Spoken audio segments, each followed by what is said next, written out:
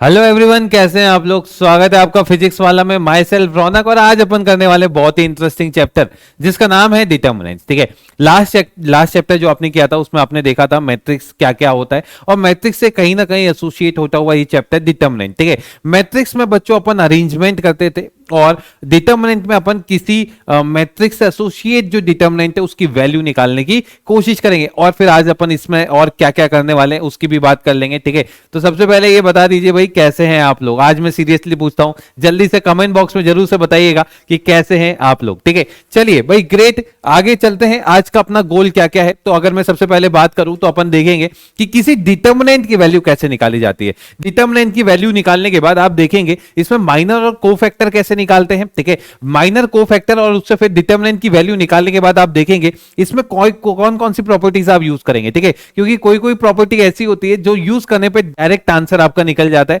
फिर इसमें अपन बच्चों को सिस्टम ऑफ इक्वेशंस की बात करेंगे, एडजॉइंट और इनवर्स, इन सब की बातें आज अपन करने वाले हैं। तो भाई दिल थाम के बैठ जाइए, बहुत ही आज मस्त मस्त चीजें अपन करेंगे और बिल्कुल अच्छे से, बिल्कुल एक एक चीज जो है बिल्कुल क्लियर करते हुए चलेंगे। ठीक है, तो सबसे पहले बात करते हैं डिटर्मिनेंट। ठीक है, डिटर्मिनेंट सबसे पहले अगर मैं बोलूं तुम्हारे सिलेबस में सिर्फ स्क्वायर मैट्रिक्स का आप निकालना जानते हैं और वहीं से सवाल भी बनता है। ठीक है, और यहां से बच्चों एक एक नंबर के सवाल हुए लगातार पूछते जा रहा है कि भाई 2/2 का कोई डिटर्मिनेंट है उसकी वैल्यू क्या होगी, 3/3 का कोई डिटर्मिनेंट है उसकी वैल्यू क्या होगी। ठीक है, तो अपन देख लेंगे आगे। तो देखिए भाई, corresponding to every square matrix या ईच स्क्वायर मैट्रिक्स आप एक डिटर्मिनेंट बना सकते हैं। कैसे भाई, देखो ये तो अरेंजमेंट के काम आता है मैट्रिक्स। ठीक है, और अगर आप इन वाले सिंबल्स को इस वाले से चेंज कर देते हैं, ठीक है, तो ये चीज क्या हो जाएगी, इसकी डिटर्मिनेंट शो कर देगी। ठीक है, डिटर्मिनेंट की वैल्यू कैसे निकालते हैं वो अभी अपन आगे देखेंगे। ध्यान से देखिए, मैंने क्या बोला, कोई भी अगर 1/1 का मैट्रिक डिटर्मिनेंट है, ठीक है, तो उसकी वैल्यू कैसे निकालेंगे, ध्यान से देखना। अगर मैंने बोला 1/1 का कोई डिटर्मिनेंट है आपके पास, और अगर मैं यहां पे आपके पास लिख देता हूं -5, तो बच्चों ये किसके इक्वल आ जाएगा, -5 के ही इक्वल आ जाएगा। ये कैसे हुआ, ध्यान से सुनना।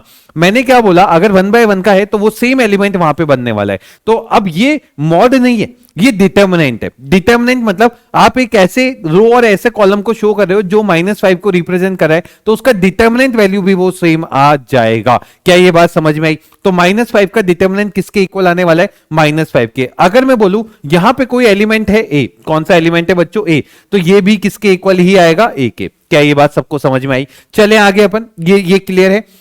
सेकंड बात अपन करेंगे 2/2 की। किसकी बात करने वाले हैं भाई, 2/2 की। जल्दी से देखिए, यहां पे अगर कोई मैट्रिक्स है आपके पास ए बी सी और डी, आपने क्या किया, एबीसीडी मैट्रिक्स को डिटर्मिनेंट में चेंज किया। डिटर्मिनेंट में कैसे चेंज किया, यहां पे जो ब्रैकेट्स है उनको चेंज किया, और यहां पे अगर मैं इसकी वैल्यू निकालने की बात करूं, कैसे निकालेंगे बताएं कैसे भाई। सबसे पहले डायगोनल एलिमेंट्स को मल्टीप्लाई कर दीजिए, अपन ने देखा था थोड़ा बहुत इसका। तो ये आ जाएगा बच्चों एडी माइनस बीसी, किसके इक्वल आएगा, एडी माइनस बीसी के। लिख लीजिए भाई, इसे लिख लीजिए, इसकी वैल्यू किसके इक्वल आने वाली है, एडी माइनस बीसी के। जल्दी से सब लोग, क्या ये बात समझ में आई। तो अगर मैं तुमसे पूछूं कि भाई मुझे इसकी वैल्यू बता दो 1 2 3 4, तो भाई ये वैल्यू किसके इक्वल होगी। जल्दी से सब लोग एक एक जना कमेंट बॉक्स में लिख दे भाई कि 1 2 3 4 की वैल्यू किसके इक्वल होगी। क्या करोगे, 1 into 4 which is equal to 4 - 6, this is equal to -2। क्या ये बात सबको समझ में आई। चलें आगे, आगे चलें। ये क्लियर है कैसे निकाली जाती है। चलिए, अगर मैं ये आपने निकालना सीख लिया तो अब मैं 5 सवाल तुम्हारे लिए लेकर आया हूं। सबसे पहले वाले सवाल का आंसर मुझे जल्दी से बताइए। ये एक नंबर में सवाल बनेगा आपके बोर्ड में, देख लेना। वहां जिस दिन आएगा तुम याद करोगे, रौनक सर ने सिखाया था, और ये बिल्कुल इजीली तुम सॉल्व भी कर सकते हो। कैसे करोगे भाई, यहां पे अगर तुम इसको सॉल्व करने जाओगे तो भाई कितना आ जाएगा, -12 प्लस कितना आ जाएगा बच्चों, 21। -12 प्लस 21 बच्चों आजकल 9 कहते हैं इसे किसके इक्वल कहते हैं, +9 के। क्या ये बात समझ में आई। सेकंड सवाल आपके सामने, करें भाई, जल्दी से सॉल्व करें। क्या आ रहा है, एक फॉर्मूला याद करो, बचपन में तुम्हारे मास्टर ने सिखाया होगा, मास्टर नी ने सिखाया होगा, x³ - 1 है ना, या फिर x³ + 1। इसका फैक्टर होता था x + 1 इंटू x² - x + 1। क्या ये बात समझ में आया क्या। अगर ये बात तुम्हें समझ में आ गई है, जल्दी से यहां पे ये फॉर्मूला लगता हुआ दिख रहा है मुझे, क्या होगा बताएं भाई। इसको इससे मल्टीप्लाई किया, अरे इसको इससे मल्टीप्लाई किया तो ऐसी शक्ल दिख गई क्या? यानी इसका जो आंसर है वो किसके इक्वल आएगा? ये तो आ जाएगा भाई एक्स क्यूब प्लस वन। किसके इक्वल आ जाएगा? X cube plus one minus times of. अब देखें इसको इससे मल्टीप्लाई किया, याद करो वो दिन जिस दिन तुमने पढ़ा था ए प्लस बी इंटू ए माइनस बी किसके इक्वल होता है? क्या ये ए स्क्वायर माइनस बी स्क्वायर के इक्वल होता है? और अगर ये ए स्क्वायर माइनस बी स्क्वायर के इक्वल होता है तो ये कितना आ जाएगा? X square minus one. अब इसको सॉल्व कर लेते हैं भाई, ये आपके पास बन जाएगा, ये बन जाएगा x cube minus x square plus two. कितना आ जाएगा? X cube minus x square plus two. लिख लिए भाई, जल्दी से सब लोग लिख लें। अगला सवाल आपके सामने ये रहा, जल्दी से इसका आंसर बताएं। अब ये अगर तुमने कर लिया तो ये तो डायरेक्टली सॉल्व हो जाएगा। जल्दी से बताइए किसके इक्वल आ रहा है? हाँ भाई, कैसे देखोगे? इसको इससे मल्टीप्लाई किया, कितना आ गया? X cube minus one. कितना आ गया बच्चों? X cube minus one. Minus कितना आ जाएगा? X cube. और अगर इसको बच्चों मल्टीप्लाई करोगे तो कितना आ जाएगा? Minus one. यानी इसकी वैल्यू किसके इक्वल आ जाएगी? माइनस वन के। क्या ये बात समझ में आई सबको? क्या ये सबको क्लियर है? अगला सवाल ये रहा, ये बहुत ही मुश्किल सवाल है, ठीक है, और ये आपसे पहले भी पूछा गया है एग्जाम्स में, ठीक है। तो भाई देखिए भाई कैसे करोगे, sine theta into sine theta. बच्चों देखना यहां पे ये चीज बन जाएगी आपके पास साइन स्क्वायर थीटा। कितना बच गया बच्चों? Sign square theta minus times of minus cos square theta. और आजकल sine square theta plus cos square theta, बच्चों इसको मार्केट में वन के नाम से बोला जाता है। किसके इक्वल बोला जाता है? वन के इक्वल। तो इसका आंसर किसके इक्वल आ गया? वन, ठीक है। अगला सवाल ये रहा, लॉग। लॉग बचपन में थोड़ा बहुत देखा था, और जिन्होंने नहीं देखा वो यहां पे देख लीजिए भाई। इसका वैल्यू आपको निकालना है, ठीक है। इसका वैल्यू किसके इक्वल है? कैसे करोगे? इसको भाई इससे मल्टीप्लाई किया, वन माइनस ये आ जाएगा बच्चों log, log a to the base b multiply log, log में आ जाएगा बच्चों b to the base a. जिन्होंने लॉग नहीं पढ़ा उनके लिए मैं बता देता हूं, ध्यान से सुनना। एक प्रॉपर्टी होती है लॉग में, अगर मैं बोलूं log X to the base A, बच्चों इसको रेसिप्रोकल फॉर्म में अगर मैं लिखना चाहूं तो इसको मैं रेसिप्रोकल में लिख सकता हूं। क्या चेंज होता है? ये ए और एक्स आपस में क्या होते हैं? इंटरचेंज हो जाते हैं। यानी यहां पे कितना आ जाता है? Log log a to the base x. क्या ये बात समझ में आई सबको? क्या ये क्लियर है? और अगर ये तुम्हें समझ में आ गई है तो ध्यान से देखें, अगर आप इसको इसका रेसिप्रोकल लिखोगे यानी इन दोनों का मल्टीप्लीकेशन वन के इक्वल आएगा, यानी ये आंसर किसके इक्वल हो जाएगा बच्चों? जीरो। क्या ये 2/2 का डिटर्मिनेंट अगर तुम्हें मिलेगा तो तुम सॉल्व कर लोगे? हाँ भाई, जल्दी से बताइए भाई, हाउ इज द जोश? हाय, चलें आगे। अगला सवाल ये रहा, find the value of x, ठीक है। अगर ये बच्चों डिटर्मिनेंट इसके इक्वल गिवन है, अगर ये डिटर्मिनेंट इसके इक्वल गिवन है, आपको मुझे एक्स का वैल्यू बताना है। कैसे करें भाई? इसको इससे मल्टीप्लाई किया, यहां पे आपने बोल दिया सर 12x माइनस, माइनस में कितना आ गया? Minus 14, and this is equal to कितना आ गया बच्चों? यहां से 8 4 32 और माइनस 7 6 42। समझ में आया? तो ये आ जाएगा बच्चों 12x plus 14 and this is equal to minus 10। तो भाई 12x जो है वो माइनस 24 के इक्वल आ गया। यहां से x कितना आ जाएगा बच्चों? माइनस 2। x कितना आ जाएगा आपके पास? माइनस 2। क्या ये बात समझ में आई सबको? लिख लें जल्दी से, जल्दी से इसको लिख लें। अब ऐसा मत करना, डिटर्मिनेंट में वो देखो मैट्रिक्स में क्या करते थे, हर एक कॉरेस्पॉन्डिंग एलिमेंट को इक्वल करते थे, पर यहां पे ये चीज नहीं होती। यहां पे आपको क्या करना होता है? इसका वैल्यू जो है वो निकाल के इक्वल करना पड़ता है। तो अपन ने वैल्यू जब इक्वल निकाल के किया तो ये आंसर आपके पास आ गया। क्या ये समझ में आया सबको? ठीक है, चलें आगे। अगला सवाल ये रहा, अगला सवाल ये रहा, find the value of x. ठीक है, देखो इस टाइप के सवाल मैं सबसे ज्यादा इसलिए लेकर आ रहा हूं, ये 1 या 2 नंबर में सबसे ज्यादा पूछे जाने वाले सवाल है। ठीक है, इस टाइप के सवाल ही पूछ रहा है। ठीक है, अब जो जो सवाल तुम्हारे पेपर में आ रहा है उसकी प्रैक्टिस ही करेंगे अपन। ठीक है, अब ऐसा तो नहीं मैं वो लेवल दिखाने के चक्कर में कुछ भी करवा दूंगा। ठीक है, वो चीज नहीं होगी। क्यों? क्योंकि ये सवाल पूछे जा रहे हैं तो यही कर लेते हैं अपन। ठीक है, देखो भाई कैसे करेंगे, इसको इससे मल्टीप्लाई कीजिए तो ये कितना आ जाएगा? x प्लस 1 मल्टीप्लाई, मल्टीप्लाई में कितना हो गया बच्चों? x प्लस 2, और माइनस में बताओ भाई, माइनस में कितना आ गया? ये आ गया बच्चों x minus 1 multiply x minus 3, और बच्चों इसका वैल्यू कितना आ गया? 12 और 1 13, कितना हो गया बच्चों? 13। अब कैसे सॉल्व करें? अब भाई इसको मल्टीप्लाई कर देते हैं, ये आ जाएगा x square plus 3x plus 2, और माइनस में कितना आ गया बच्चों? माइनस में आपके पास आ गया एक्स स्क्वायर माइनस 4x, और साथ में कितना आ गया? प्लस 3, और ये बच्चों किसके इक्वल हो गया? 13 के। अब कैसे सिंप्लीफाई करते हैं बताओ भाई? क्या ये एक्स स्क्वायर से एक्स स्क्वायर को कैंसिल आउट कर सकते हो? साथ में आपके पास आ जाएगा 7x minus 1 is equal to 13। तो बच्चों 7x का वैल्यू किसके इक्वल आ गया? 14 के, यानी x किसके इक्वल हो गया? 2। तो x का वैल्यू जल्दी से लिख लीजिए, आंसर कितना आ जाएगा इस केस में? 2। क्या ये समझ में आया आपको? जल्दी से लिख लें इसे। अब इस टाइप का सवाल अगर तुम्हें एग्जाम में मिले तो कसम खा के बोलो गलत तो नहीं करोगे। बहुत ही बढ़िया, ग्रेट। चलते हैं आगे अगले सवाल की तरफ। अगला सवाल आपको प्रूव करना है इसका वैल्यू किसके इक्वल है 1। कैसे करें भाई, इसको मल्टीप्लाई कर दें, ये बन जाएगा साइन ऑफ 10 डिग्री। कितना बन जाएगा आपके पास, साइन ऑफ 10 डिग्री। क्या ये बात समझ में आई? तो sine of 10 degree multiply, multiply में कितना हो जाएगा, मल्टीप्लाई में हो जाएगा कॉस ऑफ 80 डिग्री, ठीक है, minus of minus cos 10 degree, और साथ में कितना हो गया बच्चों, साइन ऑफ 80 डिग्री। साइन में कितना हो गया, 80 डिग्री। अच्छा, sign A cos B plus cos A sine B, sign A cos B plus cos A sine B. बच्चों ये किसके इक्वल है बताएं भाई, ये किसके इक्वल आ रहा है, ये इक्वल आ रहा है sine of a plus b. अच्छा sir, sine a plus b मतलब यहां पे आपके पास बन गया साइन 90 डिग्री। अरे यार, ये साइन 90 की वैल्यू कितनी होती है, क्या 1 होती है क्या? हाँ भाई, क्या ये 1 होती है क्या? तो इस टाइप का सवाल अगर तुम्हारे पास एग्जाम में आएगा तो नहीं कर पाओगे क्या, बिल्कुल इजीली कर लोगे। ठीक है, चलते हैं आगे, आगे चलते हैं, अगले तरफ आते हैं। अगली चीज जो अपन करेंगे which is minor and cofactor. ध्यान से सुनना, माइनर और कोफैक्टर क्या होता है उसके लिए मैं तुम्हारे सामने एक एग्जाम्पल प्रस्तुत करता हूं। ध्यान से देखें, मैंने क्या किया, एक डिटर्मिनेंट बनाया 3/3 का। क्या बना दिया, डिटर्मिनेंट बना दिया 3/3 का, which is a B c d e f g h and I. ये डिटर्मिनेंट अपन ने बना दिया। ठीक है, ये आपके पास एक डिटर्मिनेंट हो गया। यहां पे आपके पास ये वाला जो एलिमेंट है इसको अपन नाम दे देते हैं 1 1, इसको अपन ने नाम दे दिया 1 2, और इसको मैंने नाम दे दिया 1 3। सिमिलरली इसको बोल दिया 2 1, इसको बोल दिया 2 2, और इसको मैंने बोल दिया 2 3। और यहां पे बच्चों ये बन जाएगा 3 1, ये आपके पास बन जाएगा 3 2, और ये आपके पास बन जाएगा 3 3, है ना। ये अपन ने इसकी नेमिंग कर दी। अब बच्चों माइनर और कोफैक्टर क्या होता है, मैं इसकी बात कर रहा हूं। ठीक है, देखो हर एलिमेंट के करस्पॉन्डिंग आप उसका माइनर और कोफैक्टर निकाल सकते हो। क्या कर सकते हो, हर एलिमेंट के करस्पॉन्डिंग आप उसका माइनर और कोफैक्टर निकाल सकते हो। अब निकालते कैसे हैं, ध्यान से सुनना। सबसे पहले अगर मैं बात करूं M11 की, मतलब ये बोल रहा है माइनर करस्पॉन्डिंग टू 1 1, है ना, कि 1 1 के अलोंग माइनर क्या आ रहा है। तो माइनर निकालने के लिए कुछ भी मत करो, 1 1 वाला एलिमेंट है उसकी रो और कॉलम को गायब कर दो।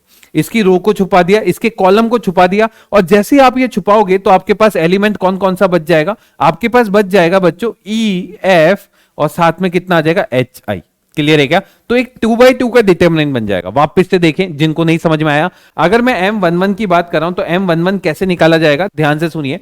M11 निकालने के लिए आपको 1 1 वाले रो का और कॉलम को गायब करना है। ये कॉलम गायब किया, ये रो गायब की, तो आपके पास ये चारों एलिमेंट बच गए, और इन चारों एलिमेंट से आपके पास एक डिटर्मिनेंट बन जाएगा। अब इसका वैल्यू आप इजीली निकाल सकते हैं। इसका वैल्यू किसके इक्वल आएगा, E मल्टीप्लाई आई मल्टीप्लाई एफ मल्टीप्लाई एच, ये इसका वैल्यू बन जाएगा। क्या ये समझ में आया? अच्छा, अगर मैं तुमसे बोलता भाई M12 बताओ, तो M12 कैसे निकालोगे, जल्दी से बताएं भाई। 1 2 वाली रो और कॉलम को हटाओ तो क्या क्या बच गया, डी एफ एच और जी आई। ठीक है, लिख लें डी एफ, और साथ में कितना आ गया, जी आई। इसको मल्टीप्लाई कर दो, डी मल्टीप्लाई आई माइनस एफ मल्टीप्लाई जी, ये इसका वैल्यू हो गया।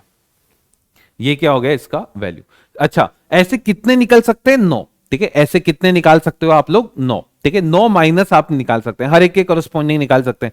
जैसे अगर मैं बोलूं M23 निकालो, तो M23 कैसे निकालोगे भाई, तो यहां पे आप क्या करोगे, 2 3 वाला एलिमेंट लोगे, इसकी रो और कॉलम को गायब करो, तो यहां पे आपके पास आ जाएगा A B G and H. तो इसका वैल्यू कितना हो गया, A multiply H minus B multiply G. अरे कंफ्यूजन तो नहीं होगा, क्या करना है, उसकी रो को हटाओ, उसके कॉलम को हटाओ, दोनों को हटाओ और इसका वैल्यू निकालो। ठीक है, समझ में आया? तो ऐसे आप 9 के 9 माइनस निकाल सकते हैं 3/3 में। ठीक है, अच्छा ये 2/2 में भी होता है, बिल्कुल, है ना।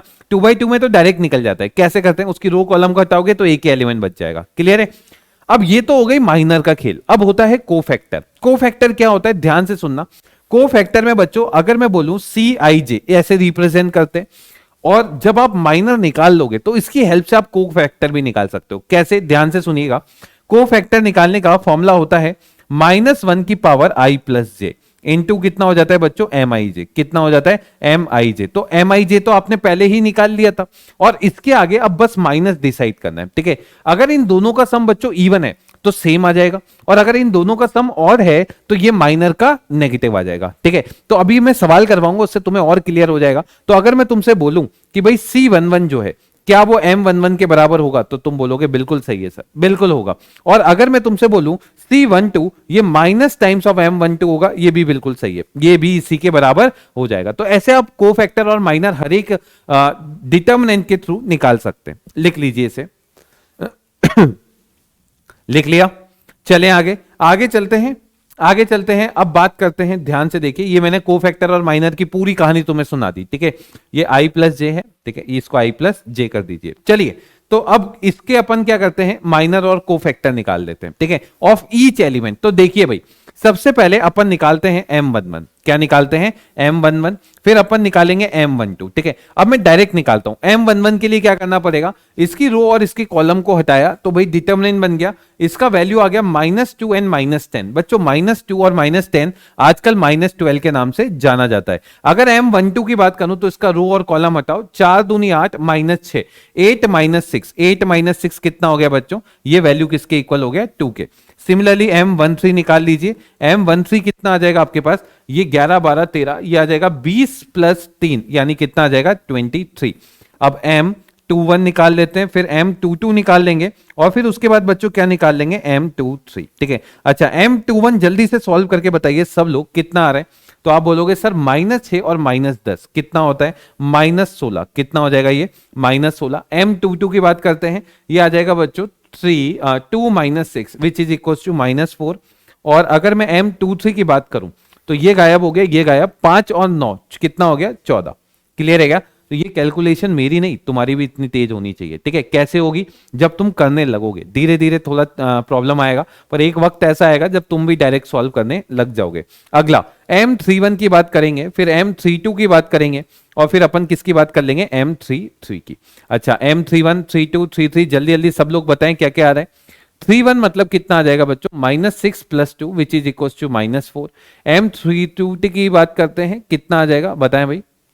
ये गया, ये गया, 2 - 8 -6 आ जाएगा, ठीक है। अच्छा, M33 कितना आ रहा है? -1 + 12 विच इज इक्वल टू 11। सही है क्या? देख लें भाई, समझ में आया? अच्छा, अब बात आती है सर आपने माइनर तो निकाल दिए, कोफैक्टर कैसे निकालोगे? तो भाई देखें, C11 बच्चों, ये C11 क्या M11 के बराबर होगा? क्योंकि फॉर्मूला याद है, Cij is equal to minus times of I + j, ठीक है, -1 की power I + j। I + j अगर इवन है, I + j क्या है? इवन 2 है, तो भाई ये इसके इक्वल ही आ जाएगा, यानी ये आंसर कितना हो जाएगा आपके पास? -12। अच्छा, C12 निकालना है। अब मैं डायरेक्ट बताओ कितना होगा? इसका नेगेटिव टाइम्स, इसका नेगेटिव टाइम्स कितना हो जाएगा? -2। अरे ये पता है ना तुम्हें, -1 की पावर इवन बच्चों ये 1 होता है, और -1 की पावर और बच्चों ये और होता है, -1 होता है ना, ये चीज ध्यान रखना। तो इससे आप हर एक का वैल्यू निकाल सकते हैं। तो भाई कमेंट बॉक्स में जो सबसे पहले तुम्हें बताना है, M32 का वैल्यू कितना आएगा, जल्दी से बताइएगा कमेंट बॉक्स में, ठीक है। मैं वेट करूंगा आप लोगों के कमेंट बॉक्स पे कि इसका आंसर कितना आ रहा है। चलते हैं आगे, अगली बात करते हैं, इसका वैल्यू निकालना है। अब देखिए, आपने माइनर और कोफैक्टर निकाल दिया, अब डिटर्मिनेंट का वैल्यू कैसे निकालेंगे? तो डिटर्मिनेंट का वैल्यू निकालने के 6 तरीके होते हैं। कितने तरीके होते हैं? 6, ठीक है। किस किस तरीके से निकाल सकते हैं? आप रो 1 के अलोंग निकाल सकते हैं, आप रो 2 के अलोंग निकाल सकते हैं, आप रो 3 के अलोंग निकाल सकते हैं, आप कॉलम 1, कॉलम 2 और कॉलम 3 के अलोंग निकाल सकते हैं। अपन इनमें से कौन सा तरीका लगाएंगे? तो जिनमें जिस रो और जिस कॉलम में सबसे ज्यादा जीरो होंगे, अपन वो रो या कॉलम से वैल्यू निकाल लेंगे। लाइक अगर मैं तुमसे बोलूं कि मुझे इसका वैल्यू बताओ, ठीक है, किसका वैल्यू? ध्यान से देखिए, A0 B C0 1 1 1 0, ठीक है। तो आपको पता है, ध्यान से देखिए कि भाई ये वाली जो रो, ये वाला जो कॉलम है, इसमें कितने जीरो आ रहे हैं? 2। तो इसके अलोंग अगर आप निकालेंगे इसके अलोंग अगर आप निकालेंगे तो वैल्यू थोड़ी फास्ट निकल जाएगी, तो अपन इसी के अलोंग निकाल लेंगे, ठीक है। हाँ, वैल्यू सबसे सेम आती है, वैल्यू क्या होगी? सबसे सेम आएगी। अब कैसे निकालेंगे? तो ध्यान से देखिए, अगर मैं बात करूं कि कैसे निकालना है, तो भाई यहां पे मैं ध्यान से सुनना, मैं फॉर्मूला बता देता हूं तुम्हें। डिटर्मिनेंट निकालने का फॉर्मूला होता है, अगर मैंने बोला मेरे पास इस टाइप का आपके पास डिटर्मिनेंट है, A11 A12 और A13, सिमिलरली A21, और यहां पे आ गया बच्चों A22, और यहां पे आपके पास आ गया A23, ये A31 A32 और A33 इस टाइप से आ गया, ठीक है। अगर ये सब कुछ आ गया तो अब इसका वैल्यू कैसे निकालें? ध्यान से सुनना। सबसे पहले अगर मैं R1 के अलोंग निकालना चाहता हूं, R1 के अलोंग, तो इसका एलिमेंट क्या है? इसका पहला एलिमेंट है A11, तो लिख लीजिए A11 और इसको मल्टीप्लाई कर दीजिए बच्चों इसके कोफैक्टर से। इसको किससे मल्टीप्लाई कर दीजिए? इसके कोफैक्टर से। प्लस फिर कौन सा एलिमेंट है A12, इसको भी मल्टीप्लाई कर दीजिए इसके कोफैक्टर से। प्लस A13 और बच्चों इसको मल्टीप्लाई कर दीजिए इसके कोफैक्टर से। समझ में आया क्या? अच्छा सर अगर मैं इससे निकालूं तो फिर क्या होगा? अच्छा इसको माइनर के रूप में भी लिख सकते हो आप, है ना, क्योंकि C11 C12 C13 तो अपन को पता ही है क्या होता है। तो भाई यहां पे अगर मैं इसको माइनर के रूप में लिखूं तो ये फॉर्मूला ये बन जाएगा M11 माइनस A12 और M12। ठीक है, ध्यान से सुनना, प्लस A13 M13, ये इसका फॉर्मूला बन जाता है। तो ये फॉर्मूला अपन यूज करेंगे हमेशा डिटरमिनेंट वैल्यू निकालने में। ठीक है, लिख लीजिए इसे, इसे जल्दी से लिख लीजिए।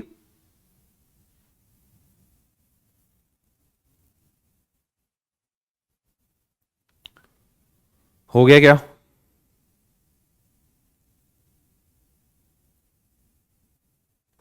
लिख लिया? ठीक है। अच्छा ये मैंने R1 के अलोंग लिखा है। अगर मैं तुमसे बोलूं कि R2 और R3 के अलोंग क्या होगा तो क्या करोगे बताओ? बोलो भाई, कैसे करोगे?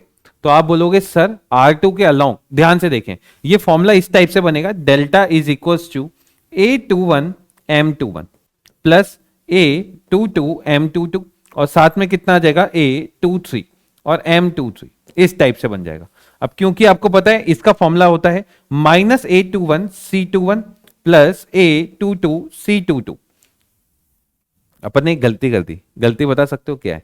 यहां पे बच्चों M की जगह C आएगा, है ना, ये गलती अपने से हो गई है। इसको लिख दीजिए C21 A22 C22, है ना, प्लस A23 C23। क्लियर है क्या? तो इसको M में कन्वर्ट कर लेते हैं, delta is equal to minus A21 M21 plus A22 M22। अरे समझ में आ रहा है ना कैसे लिख रहे हैं? माइनस A23, अरे ऊपर से तो नहीं जा रहा, बाउंसर तो नहीं हो रही चीजें। क्लियर है? बहुत आसान तरीके से। ठीक है, अब देखना, अगर अगर इस तरीके से आप लिख सकते हैं, ये R2 के अलोंग है, ऐसे आप R3 के अलोंग भी लिख सकते हैं, C1 के अलोंग भी लिख सकते हैं। आप C1 के अलोंग भी लिख लेते हैं एक बार। C1 के अलोंग क्या आ जाएगा देखें, A11 C11 A11 C11, फिर आएगा plus A21 C21 C21 plus A31 C31, है ना। इस तरीके से भी आप इसका वैल्यू निकाल सकते हैं। अब इस C को M में कन्वर्ट कीजिए, इसका वैल्यू निकाल लीजिए। लिख लो भाई, जल्दी से लिख लो। अब जैसे ये है, इसका मुझे वैल्यू निकालना है तो क्या करेंगे, देखें डेल्टा इज इक्वल टू, देखो मैं डायरेक्ट निकालना सिखा रहा हूं तुम्हें, है ना। सबसे पहले देखेंगे कि सबसे मैक्सिमम जीरो कहां पे आ रहे हैं, तो यार यहां पे तो कहीं जीरो ही नहीं है, तो किसी के भी अलोंग निकाल लेते हैं। ठीक है, अब यहां पे मैं R1 के अलोंग ही निकाल रहा हूं। ठीक है, R1 के अलोंग इसका वैल्यू कैसे होगा बताएं भाई। सबसे पहले यहां पे लिखो, देखो ये पहली वाली रो में क्या आता है, प्लस माइनस प्लस, है ना।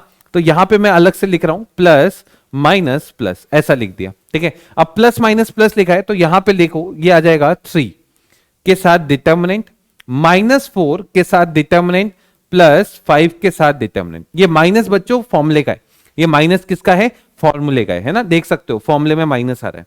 अब क्या करोगे भाई, ये 3 आ गया तो 3 की रो और कॉलम को हटाओ, यहां पे आ जाएगा 2 -3 1 एंड 7। क्या ये बात समझ में आई?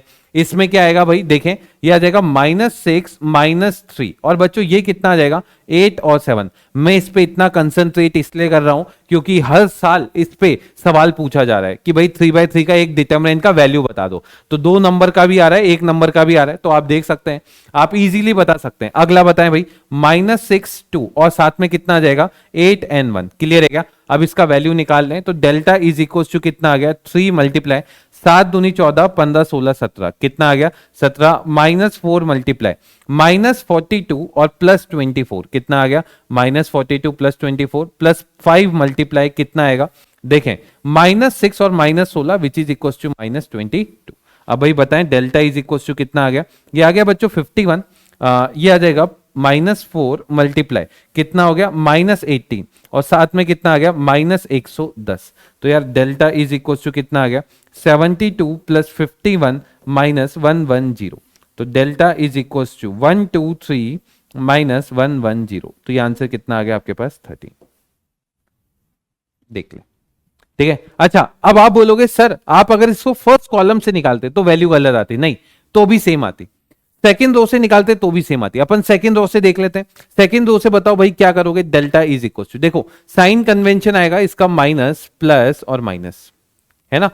माइनस प्लस माइनस आएगा, यहां से देख सकते हो माइनस प्लस और माइनस, ठीक है। तो भाई लिखो डायरेक्ट माइनस ऑफ -6, ये बच्चों 6 हो गया। 6 के साथ देखो डायरेक्ट लिख लेते हैं, ये आ गया 28 माइनस 5, 28 माइनस 5 कितना हो गया बच्चों 23। साथ में बताएं क्या आएगा, ये आएगा +2, प्लस कितना आ जाएगा बच्चों 2, और +2 में कितना आएगा देखें 21 माइनस 40 माइनस 19, क्लियर है क्या। और साथ में कितना आ गया minus of -3 which is equal to +3, +3 में कितना आ गया बच्चों 3 माइनस 32, है ना, ऐसे निकाल सकते हो, ये गायब ये गायब, 3 माइनस 32 माइनस 29, क्लियर है क्या। अब ये सॉल्व कर लो, 120 और 18 138, है ना, -38 -87, तो 113 आंसर आ रहा है। हाँ यही तो आ रहा है सेम, क्लियर है क्या। तो आप ये ऐसे भी वैल्यू निकाल सकते हैं, अब किसी भी तरीके से निकालो आंसर तुम्हारा सेम आ जाएगा, ठीक है। चलें आगे, तो वैल्यू निकालना सीखे सब लोग, बताएं भाई, ठीक है। तो ऐसे आप निकाल सकते हैं, ये जितनी तुम प्रैक्टिस करोगे ना इसकी, अपने आप प्लस माइनस लगाना सीख जाओगे, ठीक है। प्लस माइनस कैसे लगाते हैं वो भी मैं बता देता हूं, देखो प्लस माइनस लगाने के लिए एक सेकंड रुकना, मैं आपको बता देता हूं। जैसे यहां पे कोई एलिमेंट्स हैं आपके पास, है ना, A11 A12 और A13, A21 A22 और A23, सिमिलरली A31 A32 और A33, ये है एलिमेंट्स। तो यार यहां पे सबसे पहले प्लस लिखो, क्या लिख दो प्लस, ठीक है। अब प्लस साइन अल्टरनेट चलते हैं, तो प्लस के बगल में माइनस फिर प्लस, ये प्लस है तो माइनस प्लस, ये माइनस है तो प्लस माइनस प्लस माइनस, देखो सब अपने आप आसपास वाले से डिफरेंट है, बस ये हो गया ना। अब तो भाई इसके अलोंग लिखना है तो प्लस माइनस प्लस डायरेक्ट लिखो, आंसर आ जाएगा, क्लियर है क्या।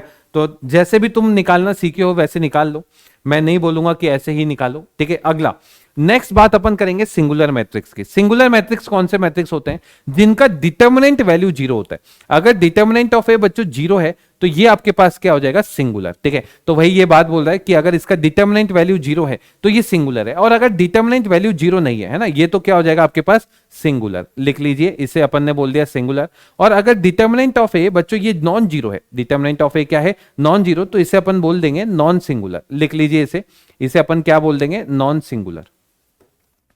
समझ में आया क्या, तो ये चीज आपके पास हो जाएगी नॉन सिंगुलर। अब आपको बताना है for what value of x this matrix is singular, तो ये मैट्रिक्स कब होगा जब इसका डिटरमिनेंट वैल्यू 0 होगा। इसका डिटरमिनेंट वैल्यू निकाल लेते हैं, तो ये आ जाएगा बच्चों 1 -2 3, बच्चों ये आ गया आपके पास 1 2 1, और ये आ जाएगा x2 और -3, बच्चों ये किसके इक्वल कर देंगे 0।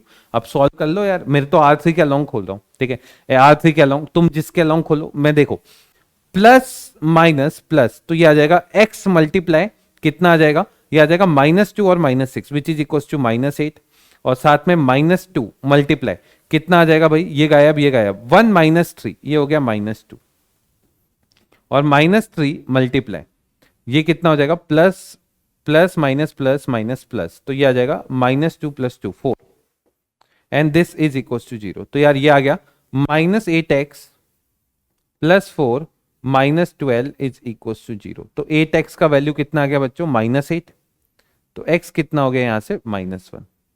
समझ में आएगा, लिख लो, देख लो, आसानी से बता सकते हो x का वैल्यू कितना आ जाएगा आपके पास -1। समझ में आया, चलें आगे, अगली बात करते हैं evaluate this determinant also prove that this की वैल्यू यहां से यहां तक है, ठीक है। देखें भाई पहले अपन इसको सिंपलीफाई कर लेते हैं, तो डेल्टा मैंने R1 के अलोंग खोला इसको, तो ये वैल्यू कितनी आ जाएगी, देखें ये आ जाएगा 1 मल्टीप्लाई कितना आ जाएगा 1 + sin square theta, 1 + sin square theta. अरे ये समझ में आ रहा है कैसे लिख रहे हैं। फिर आ जाएगा -sin थीटा, -sin थीटा में क्या आएगा, देखें इसकी रो और कॉलम को गायब किया, तो -sin थीटा और +sin थीटा कितना आ गया -sin theta and +sin theta. अच्छा फिर साथ में कितना आएगा +1, और 1 में कितना आ जाएगा बच्चों sin स्क्वायर थीटा, कितना आ जाएगा sin स्क्वायर थीटा +1। अब देखें इसको सिंपलीफाई करते हैं बच्चों, ये तो इसके साथ कैंसिल होके कितना आ गया 0, इसको मल्टीप्लाई किया ये तो 0, तो डेल्टा कितना आ जाएगा 1 + 1 2 + 2, साथ में आ जाएगा sin स्क्वायर थीटा, ठीक है। अब बात आती है सर इसका वैल्यू तो ये हो गया, अब ये कैसे प्रूव करें, तो ध्यान से देखें, आपको ये चीज पता होगी कि sin थीटा की जो वैल्यू है ये -1 से 1 होती है। नहीं पता तो याद कर लें, साइन थीटा की वैल्यू क्या होती है बच्चों, -1 से 1। और अगर आप इसका स्क्वायर करेंगे तो साइन स्क्वायर थीटा की मिनिमम वैल्यू तो 0 हो सकती है और मैक्सिमम वैल्यू 1 हो सकती है। कैसे? क्योंकि स्क्वायर क्वांटिटी की मिनिमम वैल्यू 0 होती है, क्योंकि ये साइन थीटा 0 होगा और उस केस में साइन स्क्वायर थीटा क्या हो जाएगा, 0। और साइन स्क्वायर थीटा की मैक्सिमम वैल्यू 1 हो सकती है। तो साइन स्क्वायर थीटा की रेंज क्या है, 0 से 1। अच्छा, अब बात आती है सर इसकी रेंज निकालनी है, तो इसमें से मैंने क्या किया, 2 कॉमन निकाल लिया। तो अंदर कितना आ गया, 1 प्लस साइन स्क्वायर थीटा। कितना आ गया, 1 प्लस साइन स्क्वायर थीटा। इसको लिख दिया 1 प्लस, साथ में देखें 2 मल्टीप्लाई में कितना हो गया, ये 2 multiply 1 plus sign square theta की रेंज हो गई 0 से 1। ठीक है, ऐसा 0 से 1 हो गई। अब भाई इसको 2 मल्टीप्लाई कितना कर देंगे, 1 से लेकर 2, है ना, ऐड कर दिया। अब 2 को मल्टीप्लाई कर दें तो इसकी रेंज आ जाएगी 2 से लेकर 4। यानी अपन को ये भी पता चल गया कि इसकी जो डिटरमिनेंट की वैल्यू है वो हमेशा किसके इक्वल होने वाली है, 2 से लेकर 4। पर इसके लिए क्या याद होना चाहिए था, साइन स्क्वायर थीटा की रेंज। साइन स्क्वायर थीटा कहां से कहां तक होता है, 0 से लेकर 1 तक। जल्दी से नोट डाउन कर लीजिए इसे। हो गया ये आपका। चलें आगे। अगली बात करते हैं। अगला, prove that this determinant is independent of theta. कैसे करेंगे भाई, इसका पहले सॉल्व कर लेते हैं। ध्यान से देखिए भाई, यहां पे इसका डिटरमिनेंट वैल्यू निकाला x मल्टीप्लाई, ध्यान से देखिए x मल्टीप्लाई में आ जाएगा -x² -1, फिर साथ में कितना आ जाएगा, प्लस साइन थीटा। बच्चों साइन थीटा में कितना आएगा, ये आ जाएगा -x sine theta -x sine theta, है ना। अब एक गलती करी अपन ने, क्या गलती करी है बता सकते हो, यहां माइनस साइन थीटा आएगा। ये हाफ से भी गलती हो सकती है, तो आप हमेशा क्या कीजिए, लिख लीजिए प्लस माइनस प्लस, ऐसे गलत नहीं होगा। तो देखें x multiply -x² -1 minus sine theta multiply -x sine theta minus cos theta, लिख लीजिए माइनस कॉस थीटा, और साथ में प्लस कॉस थीटा, और इससे मल्टीप्लाई किया तो ये कितना आ जाएगा, माइनस साइन थीटा और प्लस एक्स कॉस थीटा, ऐसा बन जाएगा। अब इसको जल्दी से सिंप्लीफाई कीजिए, सब लोग कीजिए जल्दी से। क्या बन रहा है ये आपके पास बन जाएगा -x³ -x minus plus x sine square theta. क्या बन गया, plus x sine square theta plus sine theta cos theta minus sine theta cos theta और plus x cos square theta. अब देखो यार, ये साइन थीटा कॉस थीटा से तो ये कैंसिल हो जाएगा। अब क्या करोगे, इसको ऐसा लिख दो -x³ -x plus x common निकाल लो, तो अंदर आ जाएगा sign square theta plus cos square theta. तो भाई sign square theta plus cos square theta कितना होता है, 1 होता है। तो ये 1 लिख दीजिए, तो ये आ जाएगा आपके पास -x³ -x प्लस x। यार ये इसके साथ कैंसिल हो गया, तो आंसर कितना आ गया, -x³। तो क्या इसमें कभी थीटा की शक्ल तुम देख पा रहे हो क्या, नहीं देख पा रहे, तो क्या ये इंडिपेंडेंट ऑफ थीटा है, बिल्कुल है। लिख लीजिए this is independent of theta. ये प्रूव कर दिया अपन ने, है ना। क्यों है, क्योंकि थीटा की शक्ल नहीं आ रही है। चलिए ग्रेट, तो आगे चलते हैं अगले सवाल। अच्छा प्रॉपर्टीज आ गई है, अब मजे आएगा। अब प्रॉपर्टीज से बहुत प्यारे प्यारे सवाल बनते हैं, और जो वैल्यू है ना वो बहुत जल्दी भी निकल जाती है कई बार। ठीक है, ध्यान से देखिए।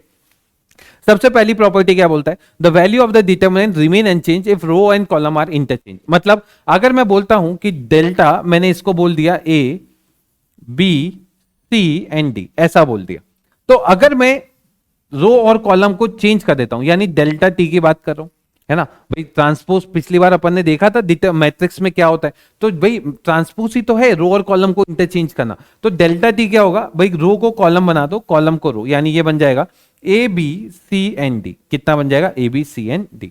जल्दी से मुझे इसकी वैल्यू निकाल के बताइए। तो ये डेल्टा कितना हो जाएगा, ये हो जाएगा AD माइनस BC। कितना हो गया बच्चों, AD माइनस BC। और डेल्टा T कितना हो गया बच्चों, ये हो जाएगा AD माइनस BC। अरे ये तो सेम आ गए। सेम आने का मतलब समझ रहे हो क्या, अगर कोई मैट्रिक्स है तो इसका मतलब क्या होता है कि उसका डिटरमिनेंट वैल्यू या उसके ट्रांसपोज का डिटरमिनेंट वैल्यू, ये दोनों किसके इक्वल आने वाले होते हैं, बराबर। ठीक है, ये दोनों क्या हो रहे होते हैं, बराबर आ रहे होते हैं। ये 3/3 में भी होगा। ठीक है, आप 3/3 में भी ये सॉल्व कर सकते हैं, सेम आएगा।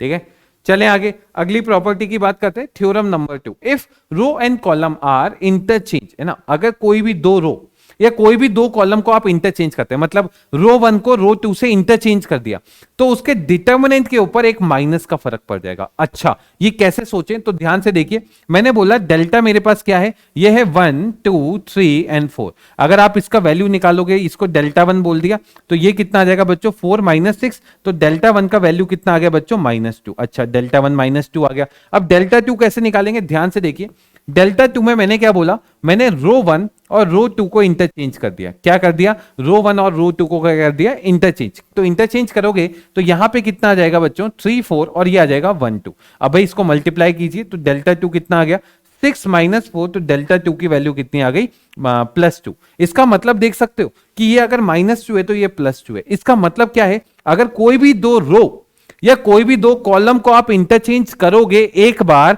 तो वैल्यू पे क्या फर्क पड़ेगा, एक माइनस का, चाहे वो रो में करो चाहे ये कॉलम में करो, है ना। अगर कॉलम में करते तो डेल्टा 3 लिख लेते हैं, है ना, इसको डेल्टा 3 लिख देते हैं। कॉलम इंटरचेंज किया, ये आ गया 2 4 1 3, ये कितना आ गया भाई, ये आ गया 6 -4। बच्चों ये किसके इक्वल आ गया, 2 के।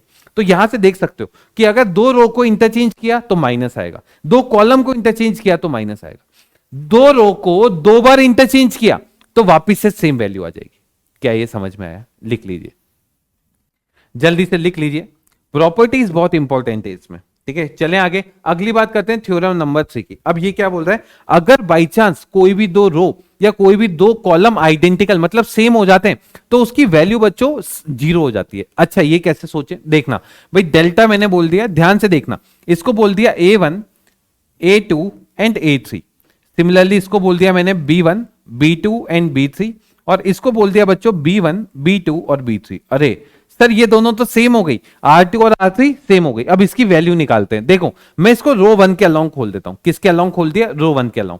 अगर आप रो 1 के अलोंग खोलोगे तो A1 मल्टीप्लाई, देखो इसको इससे मल्टीप्लाई माइनस इसको इससे मल्टीप्लाई, क्या ये 0 आ जाएगा क्या, तो यहां पे आ गया बच्चों 0। माइनस A2, बच्चों अगर आप इसमें देखोगे A2 में, तो ये इससे मल्टीप्लाई माइनस ये इससे मल्टीप्लाई, फिर से कितना आ गया 0, प्लस A3, अरे ये भी 0 आएगा क्या, तो इसका वैल्यू क्या 0 हो जाएगा। इसका मतलब क्या हुआ, इसका मतलब ये होगा अगर आप किसी भी डिटर्मिनेंट में दो रो की शक्ल सेम देख लोगे, इसका मतलब उनकी वैल्यू किसके इक्वल आ जाएगी, 0 के। क्या ये बात समझ में आई, क्लियर है, लिख लीजिए, ये इंपॉर्टेंट है। आप अपने लिए शॉर्ट नोट्स यहीं से बना सकते हैं ताकि एग्जाम से एक दिन पहले आपको इधर उधर सर्च करने की जरूरत नहीं पड़ेगी।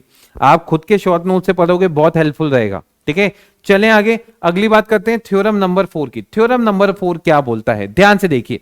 अगर मैं बोलता हूं कि भाई मेरे पास ये डिटर्मिनेंट है, ए इज इक्वल टू क्या है, यहां पे a B c and d, ठीक है। अब मैं क्या निकालना चाहता हूं, के मल्टीप्लाई ए, ये किसके इक्वल है। तो भाई अगर आप इसकी बात करें तो ध्यान से सुनना, मैट्रिक्स में तो ये हर एक से मल्टीप्लाई हो जाता है, पर डिटर्मिनेंट में क्या होता है, ये किसी भी एक रो या किसी भी एक कॉलम से जाके मल्टीप्लाई हो सकता है। मतलब अगर मैं के को मल्टीप्लाई कर रहा हूं तो अगर मैं इसमें मल्टीप्लाई करूंगा तो यहां पे आ जाएगा के ए और के बी, पर यहां पे सिर्फ सी और डी आएगा, ठीक है। मतलब ऐसा नहीं करोगे कि इसको इससे भी मल्टीप्लाई कर दोगे और इसको इससे भी कर दोगे, है ना, सबसे नहीं करना है, सिर्फ एक रो या किसी एक कॉलम से जाके मल्टीप्लाई कर सकते हो। अच्छा, ऐसा भी हो सकता है क्या, के मल्टीप्लाई ए का मतलब ए बी के सी और के डी, क्या इसका मतलब ये भी हो सकता है, बिल्कुल, है ना, किसी से भी जाके आप कर सकते हैं। अच्छा ये भी बताओ, अगर मल्टीप्लाई कर सकते हो तो कॉमन भी तो निकाल सकते हो। हाँ बिल्कुल निकाल सकते हैं, मतलब इसमें से अगर कॉमन निकालना है तो किसी भी एक रो में से कॉमन निकाल सकते हैं आप, बिल्कुल निकाल सकते हैं, ठीक है। जैसे अगर आप बोल रहे हैं डेल्टा इज इक्वल टू, ध्यान से देखिए 2 4 1 3, ये है, ये सॉल्व करना है। अब यहां से आप देख रहे हैं सर इसमें से 2 कॉमन निकाल दीजिए, तो 2 कॉमन निकाल सकते हैं, तो डेल्टा कितना आ जाएगा, 2 मल्टीप्लाई 1 2 1 3। अब इसको सॉल्व तो तुम कर ही लोगे, इसका वैल्यू 2 आ रहा है और यहां से भी 2 आ रहा है, क्लियर है। तो मल्टीप्लाई भी कर सकते हो और कॉमन भी निकाल सकते हो, पर एक रो के सारे एलिमेंट से, ऐसा नहीं कि सिर्फ एक में से निकाल लोगे, है ना, ऐसा नहीं करना है, ठीक है, अन्याय नहीं चलेगा, क्लियर है क्या। चलें आगे, अगली बात करते हैं नोट। अरे ये मस्त है नोट, देखना देखना भाई, ध्यान से देखना। मैंने क्या बोला कि मेरे पास कोई मैट्रिक्स है, ठीक है, 3x3 का बोल देते हैं, 3x3 का मैट्रिक्स है, ये ऐसा मैट्रिक्स है, A11 A12 A13 A21 A22 और A23 A31 A32 और A33, ऐसा मैट्रिक्स है मेरे पास, ठीक है, ये मैट्रिक्स है मेरे पास। अब मैंने क्या किया, ये मैट्रिक्स है तो ऐसा शो करो, है ना, ये मैट्रिक्स हो गया। चलिए ये मैट्रिक्स आ गया। अब मैंने क्या किया, इसको के से मल्टीप्लाई कर दिया। तो के से मल्टीप्लाई करोगे तो हर एक एलिमेंट के से मल्टीप्लाई हो जाएगा।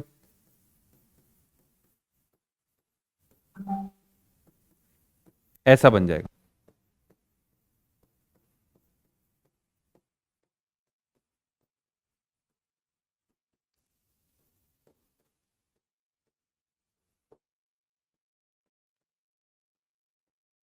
ऐसा आ जाएगा।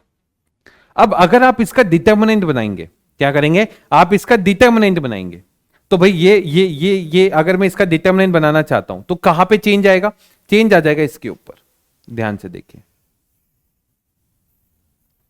ये साइन चेंज हो जाएगा। हाँ अब आया ना मजा, ये आ गया 3 3। ठीक है, ये साइन चेंज हो गया। अब मुझे ये बताओ, मुझे ये बताओ, है ना, अभी अभी क्या किया, इसका डिटरमिनेंट निकाल लिया। अब क्या यहां से के कॉमन निकाल सकते हो, यहां से भी के और यहां से भी के, और जैसे के कॉमन निकालोगे तीनों में से तो ये आ जाएगा K cube times of determinant of A, है ना, ये किसके इक्वल आ जाएगा, K cube times of determinant of A. अगर इसका ऑर्डर 3/3 है तो के क्यूब निकला है। अगर इसका ऑर्डर n/n होता तो फिर क्या कॉमन निकलता, के की पावर n। तो ये प्रॉपर्टी क्या प्रूव हो गई क्या, हाँ भाई समझ में आया। तो अगर ऑर्डर n/n है तो k को आप क्या कर सकते हैं, कॉमन निकाल सकते हैं इसके अंदर से, पर क्या होगा, k की पावर कितना आ जाएगा, n। लिख लीजिए, जल्दी से लिख लीजिए इसे। चले आगे, आगे चलते हैं, अगली बात करते हैं थ्योरम नंबर 5 की। ठीक है, देखें, अगर कोई भी दो रो या कोई भी दो कॉलम प्रोपोर्शनल है तो उस डिटर्मिनेंट की वैल्यू 0 होती है। प्रोपोर्शनल का मतलब उसका मल्टीप्लाई टाइम्स। जैसे अगर मैंने बोला आपसे डिटर्मिनेंट इज इक्वल टू, ध्यान से देखिएगा, यहां पे बोल दिया a11 a12 और a13, यहां पे बोल दिया बच्चों b11, यहां पे बोल दिया b12 और यहां पे बोल दिया b13, और इसको बोल दिया 5a11 5a12 5a13, ऐसा बोल दिया, है ना। तो बच्चों ये इसकी प्रोपोर्शनल है। कैसे, इसको अगर 5 से मल्टीप्लाई करोगे हर एलिमेंट को तो ऐसा आ जाएगा। अब इसका वैल्यू 0 कैसे प्रूव करेंगे, तो आप क्या यहां से 5 कॉमन निकाल सकते हो, और जैसे ही 5 कॉमन निकालोगे तो आ जाएगा 5 मल्टीप्लाई, साथ में कितना आ जाएगा, a11 a12 और a13, साथ में कितना आ जाएगा, a21 a22 और a23, और यहां पे कितना आ जाएगा, a31 a32 और साथ में कितना आ जाएगा, a33। ऐसा आएगा क्या, नहीं, थोड़ा सा चेंज आएगा। चेंज कहाँ आएगा, देखें, यहां पे आएगा a11 a12 और a13। यार मैं चाहता हूं तुम दिल पे हाथ रख के बता दो इसका आंसर कितना आएगा, कितना आएगा भाई। ये दोनों सेम आ गए क्या, और दोनों सेम होती है तो क्या इसका वैल्यू 0 हो जाएगा क्या। मतलब आज के बाद मैं ये देख रहा हूं कि अगर कोई भी दो रो या दो कॉलम प्रोपोर्शनल है तो उसका वैल्यू मैं डायरेक्ट उठा के कितना बोल दूंगा, 0। लिख लीजिए, जल्दी से लिख लीजिए। चले आगे, उम्मीद करता हूं हर एक प्रॉपर्टी आपको दिलो दिमाग पे छाई हुई है और अच्छे से समझ में आ रही होगी। ठीक है, बताइएगा कमेंट बॉक्स में कि बताने का तरीका कैसा लगा। अगला, if each element of the row और column is expressed as the sum of two. ठीक है, देखें, ये पूरी लैंग्वेज में आप कंफ्यूज हो जाएंगे, बस ये यहां पे देखना मैं क्या बात बोल रहा हूं।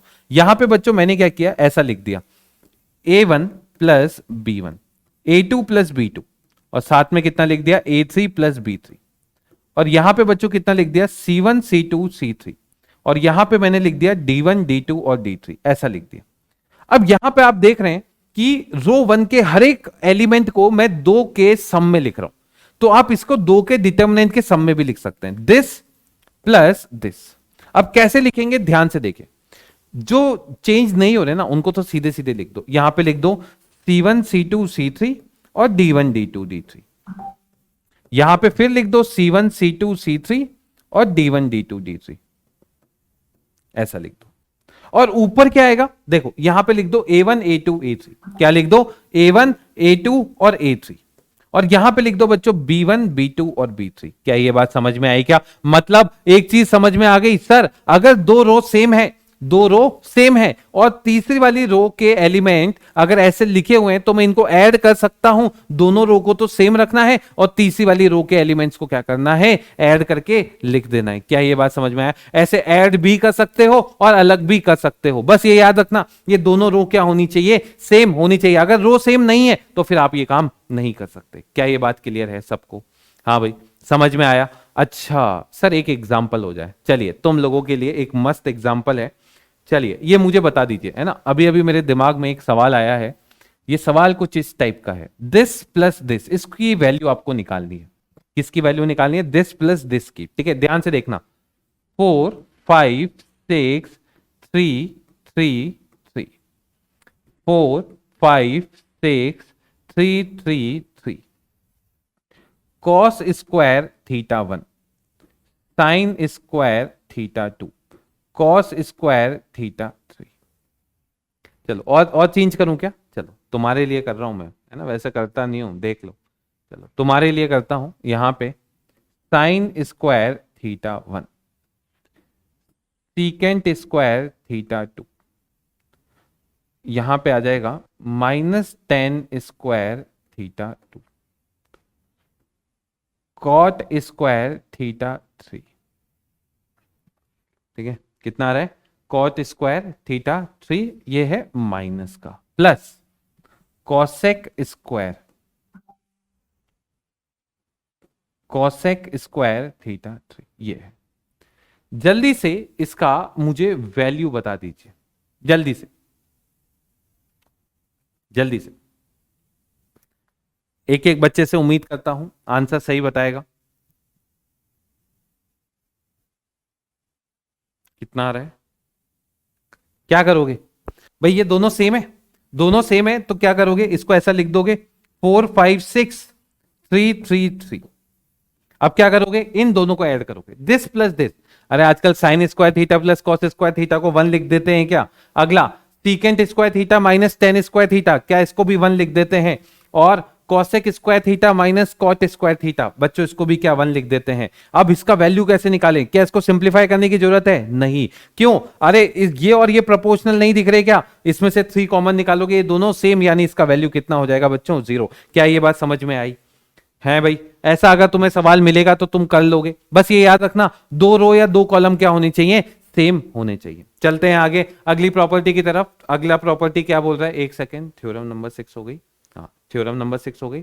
अब 7th नंबर पे आ जाते हैं। 7 नंबर क्या बोल रहा है? इफ एनी 2 रो और column of a determinant a multiples of another row column add, ये ठीक है, ये देखो मैं ऐसे समझा देता हूं, ये अंग्रेजी में समझ भूल जाओगे चीजें क्या बोल रखी है। देखना, ध्यान से देखना, क्या बोला मैंने? मैंने बोला कि अगर मेरे पास डिटर्मिनेंट है डेल्टा, कुछ इस टाइप से है, A11 A12 A13। सुनना, बहुत इंपॉर्टेंट प्रॉपर्टी है। A21 A22 और A23, A31 A32 और A33, ऐसी है। क्लियर है? ये मेरे पास एक डिटर्मिनेंट है। सुनना, बहुत शांति से सुनना, बहुत प्यारी प्रॉपर्टी है और ये प्रॉपर्टी बहुत जगह यूज होती है। मैंने क्या किया? मैंने ये देखा कि अगर ये रो 1 है, ये कौन सी रो है? रो 1, और ये है आपके पास रो 3। अगर मैं देख रहा हूं कि यार मैं अगर रो 1 के एलिमेंट को अगर के से मल्टीप्लाई करके इसमें ऐड कर दूं, क्या बोल रहा हूं मैं? कि भाई मैं रो 1 के एलिमेंट को मल्टीप्लाई करके किस में चेंज करना है? R3 में। तो यहां पे किस जो चेंज करनी है रो, वो लिखो R3। R3 को किस हिसाब से चेंज करोगे? यहां पे आप लिख दोगे R3, और K से मल्टीप्लाई करके R1 भी ऐड करना चाहते हो। मैं क्या करना चाहता हूं? रो 1 के एलिमेंट को K से मल्टीप्लाई करके R3 में ऐड करना चाहता हूं, और अगर मैंने ये काम कर दिया तो मेरे डिटर्मिनेंट की वैल्यू पे कोई भी फर्क नहीं पड़ेगा। कैसे? रीजन सर, रीजन दो। चलो पहले करके देखते हैं क्या बनेगा।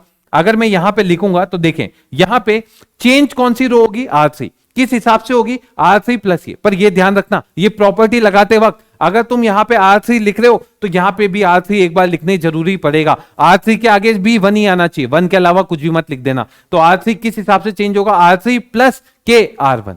क्या ये बात समझ में आई? चलिए अब देखते हैं, यहां पे ये तो सेम आएगा A11, ये सेम आएगा A12, और यहां पे A13, सिमिलरली A21, और बच्चों ये A22, और ये कितना आ जाएगा? A23। यहां पे क्या चेंज होगा?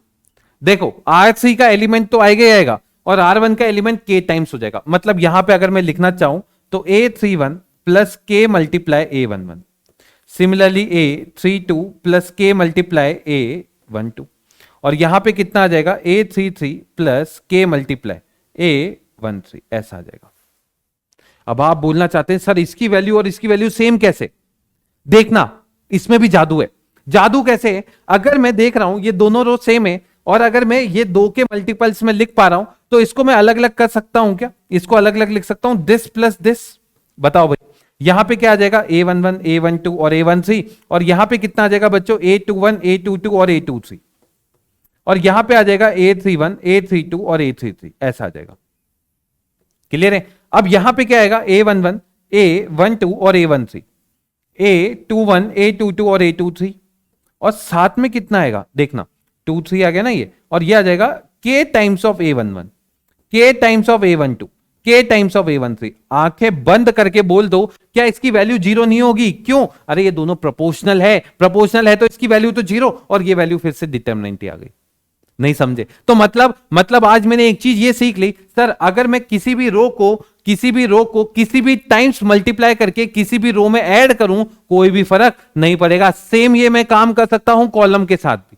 अगर यहां कॉलम आएंगे तो यहां सब जगह भी कॉलम आने चाहिए। क्या ये प्रॉपर्टी आपको समझ में आई? सबसे मुश्किल प्रॉपर्टी है, जाग आ जाते हैं बच्चे को समझाने में। अगर तुम्हें समझ में आई हो तो जरूर बताना कमेंट बॉक्स में कि क्या ये तुम्हें समझ में आई है। ठीक है, क्लियर है या नहीं है? अब इसके सवाल और करेंगे तब तुम्हें और ज्यादा क्लियर होती जाएगी। ठीक है, चलते हैं इसके सवालों की तरफ। ठीक है, पहले थ्योरम एक और पढ़ लेते हैं। अगला क्या बोलता है? The sum of product of element of any two row of a determinant with its is 0। क्या बोल रहा है? देखो the sum of the product of elements of any row of a determinant with cofactor of corresponding elements of any other. ठीक है, देखना क्या बोला है ये सुनना। ये वैसे मेनली इतना काम आती नहीं है, मेंस और एडवांस में इसके सवाल पूछे जाते हैं, पर तुम्हें थोड़ा बहुत नॉलेज में दे देता हूं। ठीक है, देखें भाई, डेल्टा मैंने ऐसा लिख दिया A11 A12 A13 A21 A22 और A23, ऐसा लिख दिया A31 A32 और A33। ठीक है, अब ये क्या बोल रहा है? अगर आप किसी रो के एलिमेंट को उठाते हो, इस रो के उठाए A31 और इसको मल्टीप्लाई कर दे तो किसी दूसरे के कोफैक्टर से, मतलब किसी भी दूसरी रो, इसके ले लो जिसके भी ले लो, C21 प्लस A32 C32 और A33 C33, तो ये वैल्यू जीरो आती है। क्यों आती है उस पर मैं अभी नहीं जाऊंगा, कुछ भी नहीं करना, इसका डिटरमिनेंट खोलो और तुम्हें सीधे सीधे दिख जाएगा, है ना। पर ये याद रखना, किसी भी रो के एलिमेंट को उठा के दूसरे वाले के कोफैक्टर से मल्टीप्लाई करोगे वैल्यू जीरो आएगी। हां, पर खुद वाले से करोगे तो वैल्यू उसके डिटरमिनेंट के इक्वल आ जाएगी। क्या ये बात समझ में आई? सेम विथ कॉलम भी ये सेम चीज होने वाली है। चलते हैं आगे। अगला, अब बात करेंगे अपन, एक सेकेंड, हाँ अब बात करेंगे सवालों की। ठीक है, शो दैट विदाउट एक्सपेंडिंग, इसका वैल्यू आएगा, एक्सपेंड करके तो सब लोग बता देंगे, बिना एक्सपेंड किए कैसे करें, बिना एक्सपेंड किए ये कैसे करें। ध्यान से सुनना, मेरा मकसद रहेगा किसी भी दो रो के एलिमेंट्स को इक्वल करने का, पहला, प्रोपोर्शनल करने का दूसरा, या फिर जीरो बनाने का तीसरा। अब यहां पे अगर मैं देखूं कि अगर मैं इन दोनों को ऐड कर दूं तो यहां पे a प्लस बी प्लस सी आ जाएगा। अगर इन दोनों को ऐड किया तो b प्लस सी प्लस ए आ जाएगा, और इन दोनों को भी ऐड किया तो a प्लस बी प्लस सी आ जाएगा। तो इसका फायदा क्या होगा? a प्लस बी प्लस सी तीनों में से कॉमन आ जाएगा। तो अब मैंने को ये प्रूव करना था इसका वैल्यू जीरो के इक्वल। तो ध्यान से देखिए, यहां पे मैंने क्या लिखा, ऐसा लिख दिया 1 1 1, और यहां पे a b c, बच्चों ये आ जाएगा b प्लस सी, ये आ जाएगा आपके पास c प्लस a, और ये आपके पास आ जाएगा a प्लस बी। मैंने प्रॉपर्टी कौन सी लगाना चाहता हूं कि इसके एलिमेंट इसमें ऐड करना चाहता हूं। तो क्या प्रॉपर्टी होगी कि भाई C3 के एलिमेंट्स में C2 के एलिमेंट्स आप क्या करना चाहते हैं? ऐड करना चाहते हैं। देखते हैं ये प्रॉपर्टी लगा के क्या बनता है। ये बन जाएगा 1 1 1 A B C, पर यहां पे कितना आ जाएगा? A प्लस बी प्लस सी, और यहां पे भी कितना आ जाएगा? A प्लस बी प्लस सी, और यहां पे भी कितना आ जाएगा बच्चों? A प्लस बी प्लस सी। समझ में आया क्या? अब मुझे यह बताओ, क्या इस पूरे में से a plus b plus c common नहीं निकाल सकते? बिल्कुल निकाल सकते हैं। और जैसे a plus b plus c common निकाला तो तुम्हें यह दिख रहा है क्या? क्या आ जाएगा? 1 1 1 a b c, और बच्चों यहां 1 1 1। जल्दी से आंखें बंद करके बताओ क्या आंसर आएगा इसका। क्या ये दोनों इक्वल है? और अगर इक्वल है तो इसका आंसर किसके इक्वल आ जाएगा? जीरो के। तो ऐसा सवाल अगर तुम्हें 2 नंबर में मिले तो क्या तुम नहीं कर पाओगे? 4 नंबर में मिले तो नहीं कर पाओगे? बिल्कुल इजीली हो जाएगा। लिख लें, इसे लिख लें जल्दी से।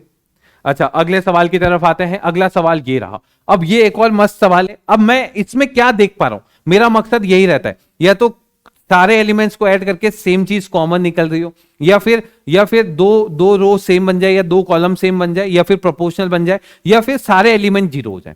अब अगर मैं देख रहा हूं इसके अंदर ये साइक्लिक ऑर्डर में, मतलब a minus B, B minus C, C minus A, एक चीज करके देखते हैं अपन। मैंने क्या किया, कॉलम 1 में ऐड कर दिया column 1 plus column 2 plus column 3। इसका फायदा तुम्हें अभी दिख जाएगा। अगर तुम इन तीनों को ऐड कर दोगे तो तुम्हें क्या दिखेगा, ध्यान से बताओ। यहां पे आपको दिख जाएगा, बताओ 1 2 3, यहां पे क्या क्या आएगा। तो इन तीनों को ऐड करो, सी से सी गया, ए से ए गया, बी से बी गया, जीरो। इसमें भी गया जीरो जीरो। अब यहां पे कुछ भी हो, यहां पे कुछ भी हो, अगर किसी भी रो या किसी भी कॉलम के तीनों एलिमेंट जीरो हो जाते हैं, उस वैल्यू ऑफ डिटर्मिनेंट कितनी हो जाती है, जीरो। क्या ये सवाल अब जल्दी जल्दी नहीं होंगे तुमसे? मेन है प्रॉपर्टीज का खेल। अगर प्रॉपर्टीज तुम्हें लगानी आ गई तो सॉल्व हो जाएगा। अब देखो ये कितनी इंपॉर्टेंट प्रॉपर्टी है ना, ये हर जगह आप यूज कर सकते हैं, लिख लीजिए। अगला सवाल इस टाइप का है। अब वापिस से इसको शो करना है, ये जीरो है। मैं चाहता हूं हर आदमी अपना दिमाग लगाए, जल्दी से कॉपी पेन उठाओ, सॉल्व करो और आंसर बताओ। क्या करेंगे, जल्दी से बताओ क्या करना चाहते हो आप। यहां पे लिख दिया 1 1 1, ये लिख दिया सर बीसी, इसको लिख दिया सीए, और इसको लिख दिया एबी। इसको मल्टीप्लाई करके लिख दिया एबी प्लस बी ए सी, एबी प्लस ए सी। इसको लिख दिया बीसी प्लस एबी, और इसको लिख दिया बच्चों कितना, AC प्लस BC। अरे यार मुझे एक चीज दिख रही है, अगर मैं इसको इसमें ऐड कर दूं तो सब में से देखो AB plus BC plus C है, कॉमन आ जाएगा। AB plus BC plus C है, AB plus BC plus C है। मतलब आप ये बोलना चाहते हैं क्या सर, C3 में C3 प्लस C2 वाला ऑपरेशन लगा दीजिए, और जैसे ये कॉमन लगाएंगे तो यहां पे कितना आ जाएगा, ये आ जाएगा 1 1 1। ये आ जाएगा बच्चों BC AC और AB, और यहां पे कितना आ जाएगा AB plus BC plus C है। अरे यार ये तो हो गया, सॉल्व ही हो गया। अब मुझे बताओ तुम लोग क्या करोगे, क्या कॉमन निकालने का सोच रहे हो क्या? कॉमन निकाल के एक एक बच्चा जल्दी से कमेंट बॉक्स में भर दे इसका वैल्यू कितना आएगा। अगर मैं इसमें से कॉमन निकाल लूंगा, A B plus B C plus C है, तो 1 1 1 1 1 1 क्या प्रोपोर्शनल आ गए, यानी इसका आंसर किसके इक्वल आ जाएगा, जीरो के। क्या ये बातें तुम्हें समझ में आ रही है? प्रॉपर्टीज कैसे लगानी है ये समझ में आ रही है? लिख लीजिए, जल्दी से इसे लिख लीजिए। चलते हैं आगे अगले सवाल की तरफ। विदाउट एक्सपेंडिंग, इसने खुद बोल दिया भाई तुम लोग एक्सपेंड नहीं कर सकते, बिना एक्सपेंड किए इसका वैल्यू जीरो प्रूव करना है। अब कैसे किया जाए, ध्यान से देखना। अगर मैं इसको वैल्यू को जीरो प्रूव करना चाहता हूं तो देखो कुछ ना कुछ खेल खेलना पड़ेगा कॉसेक स्क्वायर और कॉट स्क्वायर में। अब मैं क्या देख पा रहा हूं, मैं ये देख पा रहा हूं अगर इस 40 को 2 में ऐड करूं तो 42 आ जाएगा, यहां पे 42 है। अच्छा सर, इस कॉसेक स्क्वायर थीटा को 1 में ऐड करोगे तो कॉट स्क्वायर थीटा आ जाएगा। चलिए मुझे कुछ ऐसा ऐसा दिख रहा है, तो मैंने क्या किया, इस सवाल को सॉल्व करने के लिए ऐसा लिख दिया भाई, इसको लिख दिया कॉसेक स्क्वायर थीटा। ध्यान से देखना, यहां लिख दिया कॉट स्क्वायर थीटा, और यहां मैंने लिख दिया 42। ठीक है, यहां पे लिख दिया कॉट स्क्वायर थीटा, बच्चों ये लिख दिया कॉसेक स्क्वायर थीटा, और यहां पे कितना लिख दिया आपने 40, और तीसरी चीज आपने लिख दी 1 -1 और 2। अब मैंने क्या बोला, आप ऐड कर दीजिए इन दोनों को, इन दोनों को ऐड करने पे फायदा होगा। नीचे 42 बन रहा था तो मैंने क्या किया, C3 को ऐड कर दिया C3 प्लस C2 में। तो भाई ऐसे जैसे ही आप ये काम करेंगे यहां पे क्या बनेगा, ध्यान से देखिए, ये बन जाएगा कॉसेक स्क्वायर थीटा, और यहां पे आपके पास बन गया कॉट स्क्वायर थीटा, और ये बन गया बच्चों 42। सेम ये बन जाएगा कॉट स्क्वायर थीटा। अच्छा ये क्या बन जाएगा, कॉसेक स्क्वायर थीटा, और ये कितना आ जाएगा बच्चों 40। अब यहां पे कुछ प्रॉपर्टीज यूज होगी, वो प्रॉपर्टीज में लिख देता हूं। 1 प्लस कॉट स्क्वायर थीटा, बच्चों आजकल इसको मैं कॉसेक स्क्वायर थीटा बोलता हूं, तो तुम भी बोल सकते हो। तो ये किसके इक्वल हो जाएगा, कॉसेक स्क्वायर थीटा। अब देखना प्रॉपर्टी को यूज करते हैं, इन दोनों को ऐड किया तो 1 प्लस कॉट स्क्वायर थीटा क्या बन गया, कॉसेक स्क्वायर थीटा। लिख लीजिए, ये बन गया आपके पास कॉसेक स्क्वायर थीटा। इन दोनों को ऐड किया तो देखो इस 1 को इधर ले जाओ, कॉसेक स्क्वायर थीटा -1, बच्चों इसको कॉट स्क्वायर थीटा भी बोल सकते हैं। किसके इक्वल आ गया, कॉट स्क्वायर थीटा के, और इसको इसमें ऐड किया तो ये आ जाएगा 42। मैं चाहता हूं हर एक बच्चे से बताएं भाई इसका वैल्यू कितना आ रहा है। क्या आपको C1 और C3 आइडेंटिकल दिख रहे हैं, और आइडेंटिकल दिख रहे हैं तो इसका वैल्यू किसके इक्वल आएगा, जीरो। तो जो चीजें तुम इतना घबराते थे, क्या वो सही में इतनी मुश्किल थी, बताना जरा। क्या सिर्फ तुम हवा बनाते थे सर डिटर्मिनेंट के सवाल बहुत मुश्किल होते हैं? देख सकते हो, देखो पेपर में बहुत आसान सवाल आता है, ये इस टाइप का सवाल आएगा और तुम आराम से कर भी लोगे। ठीक है, चलिए भाई चलते हैं आगे। अगले सवाल, अच्छा ये सवाल 1 नंबर में पूछा गया था, ये थोड़ा सा एक्सपेंड करके मैंने लिख दिया, वो सवाल बहुत आसान था, ठीक है, पर होगा इसी टाइप से। देखें एबीसी किस में है, एपी में। जिन बच्चों को नहीं पता एपी मतलब क्या होता है, तो यहां पे अगर एबीसी एपी में होंगे तो बच्चों एक कंडीशन हो जाएगी कि 2b किसके इक्वल हो जाएगी, ए प्लस सी के। 2b किसके इक्वल हो जाएगी, ए प्लस सी के। चलिए अब इस सवाल को अपन करने की कोशिश करते हैं। ये सवाल ये बोल रहा है कि भाई इसका वैल्यू निकाल दो। इसका वैल्यू निकालने के लिए अब मैं देख रहा हूं, ध्यान से देखना कैसे मैं सोचता हूं। मेरे दिमाग में आया सर ये 2b जो है वो a प्लस सी के बराबर है। अच्छा a प्लस सी कब आएगा, जब आप इसको इसमें ऐड करोगे। आएगा या नहीं आएगा, बिल्कुल आएगा, ठीक है। तो मैंने क्या किया यहां पे एक प्रॉपर्टी लगा दी कि भाई R1 को किससे ऐड कर दिया, R3 से। R1 tending to R1 plus R3, ऐसा काम कर दिया। इसका फायदा करके देखते हैं, मुझे भी नहीं पता क्या होने वाला है, पर मैं जैसे इन दोनों को ऐड किया, देखना यहां पे कितना आ जाएगा। यहां पे आप देखेंगे इसको इसमें ऐड किया तो आ जाएगा 6y प्लस 10। कितना आ गया, 6y प्लस 10। ये कितना आ जाएगा, 12y प्लस 16। और बच्चों ये कितना आ गया, 18y plus a plus c, ऐसा आ गया। फिर यहां पे कितना आ गया, 3y प्लस 5। ये आ गया बच्चों 6y प्लस 8, और ये आ गया 9y प्लस b। और ये बताओ भाई कितना आ गया, 4y प्लस 6। ये कितना आ गया, 7y प्लस 9। और बच्चों ये कितना है, 10y प्लस सी। अब कैसे सॉल्व करें, तो देखो मैंने क्या किया, a प्लस सी की वैल्यू 2b रख दी। जैसे a प्लस सी की वैल्यू उठा के आपने 2b रखी, इसकी जगह 2b रखा, मैंने एक चीज और देखी, यार इसमें से 2 कॉमन निकल रहा है। इसमें से जैसे ही आपने 2 कॉमन निकाला, जल्दी से बताएं, जैसे ही आपने 2 कॉमन निकाला तो अंदर कितना बन गया, ये बन गया 3y प्लस 5। अरे यार ये तो कुछ दिखने लगा है मुझे, 6y प्लस 8, और साथ में कितना आ गया बच्चों, 9y प्लस b, और अपॉन में 3y प्लस 5, 6y प्लस 8, और कितना आ गया, 9y प्लस b, और यहां पे कितना आ गया, 4y प्लस 6, 7y प्लस 9, और ये कितना आ गया, 10y plus c।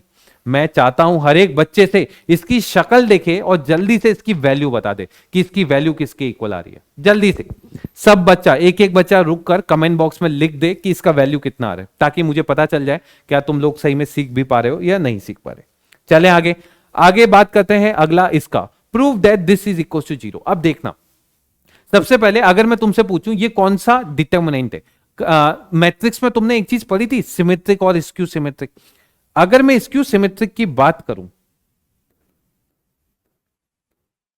Skew symmetric की बात करिए, तो ये स्क्यू सिमेट्रिक जैसा है क्या, कैसे, डायगोनल एलिमेंट सारे 0, और जो कॉन्जुगेट एलिमेंट है ये इससे नेगेटिव टाइम्स। समझ में आया, तो इसका वैल्यू 0 होगा, है ना। अगर स्क्यू सिमेट्रिक मैट्रिक्स है और इसका ऑर्डर अगर ऑड है तो इसका वैल्यू किसके इक्वल होता है, 0 के, ठीक है। पर ये तो चीज हो गई कंसेप्चुअल, पर अपन को वहां बोर्ड में प्रूव भी करना है, तो कुछ मत करना, एक काम करो, इसमें आप एक काम कीजिए, है ना, ध्यान से देखना। मैंने क्या किया, इसको डायरेक्ट एक्सपेंड कर दिया, डायरेक्ट एक्सपेंड कर दीजिए, ये आ जाएगा 0 multiply 0 plus sine square beta, ठीक है, माइनस साइन अल्फा, और साथ में कितना आ जाएगा, ये आ जाएगा 0 minus sign beta cos alpha, और कितना आ जाएगा, माइनस कॉस अल्फा, कितना आ जाएगा, माइनस कॉस अल्फा, और इसमें कितना आ जाएगा, ये आ जाएगा साइन अल्फा साइन बीटा और माइनस 0। अब तो सॉल्व कर लो यार, ये तो 0 हो गया, है ना, ये इससे गया, ये आ जाएगा साइन अल्फा, अरे यार ये भी कैंसिल हो गया, आंसर 0 है, ठीक है। ये एक मेथड हो गया, ये सबसे देसी मेथड है, जिसको कुछ भी नहीं आया वो ये लगा सकता है। दूसरा मेथड, आपने एक प्रॉपर्टी पढ़ी थी कि determinant of a is equal to minus times of determinant of a transpose. क्या ये सही है क्या, नहीं, ये प्लस ही आता है कि भाई अगर ए ट्रांसपोज का डिटर्मिनेंट निकाले या ए का डिटर्मिनेंट निकाले, वो दोनों इक्वल आते हैं।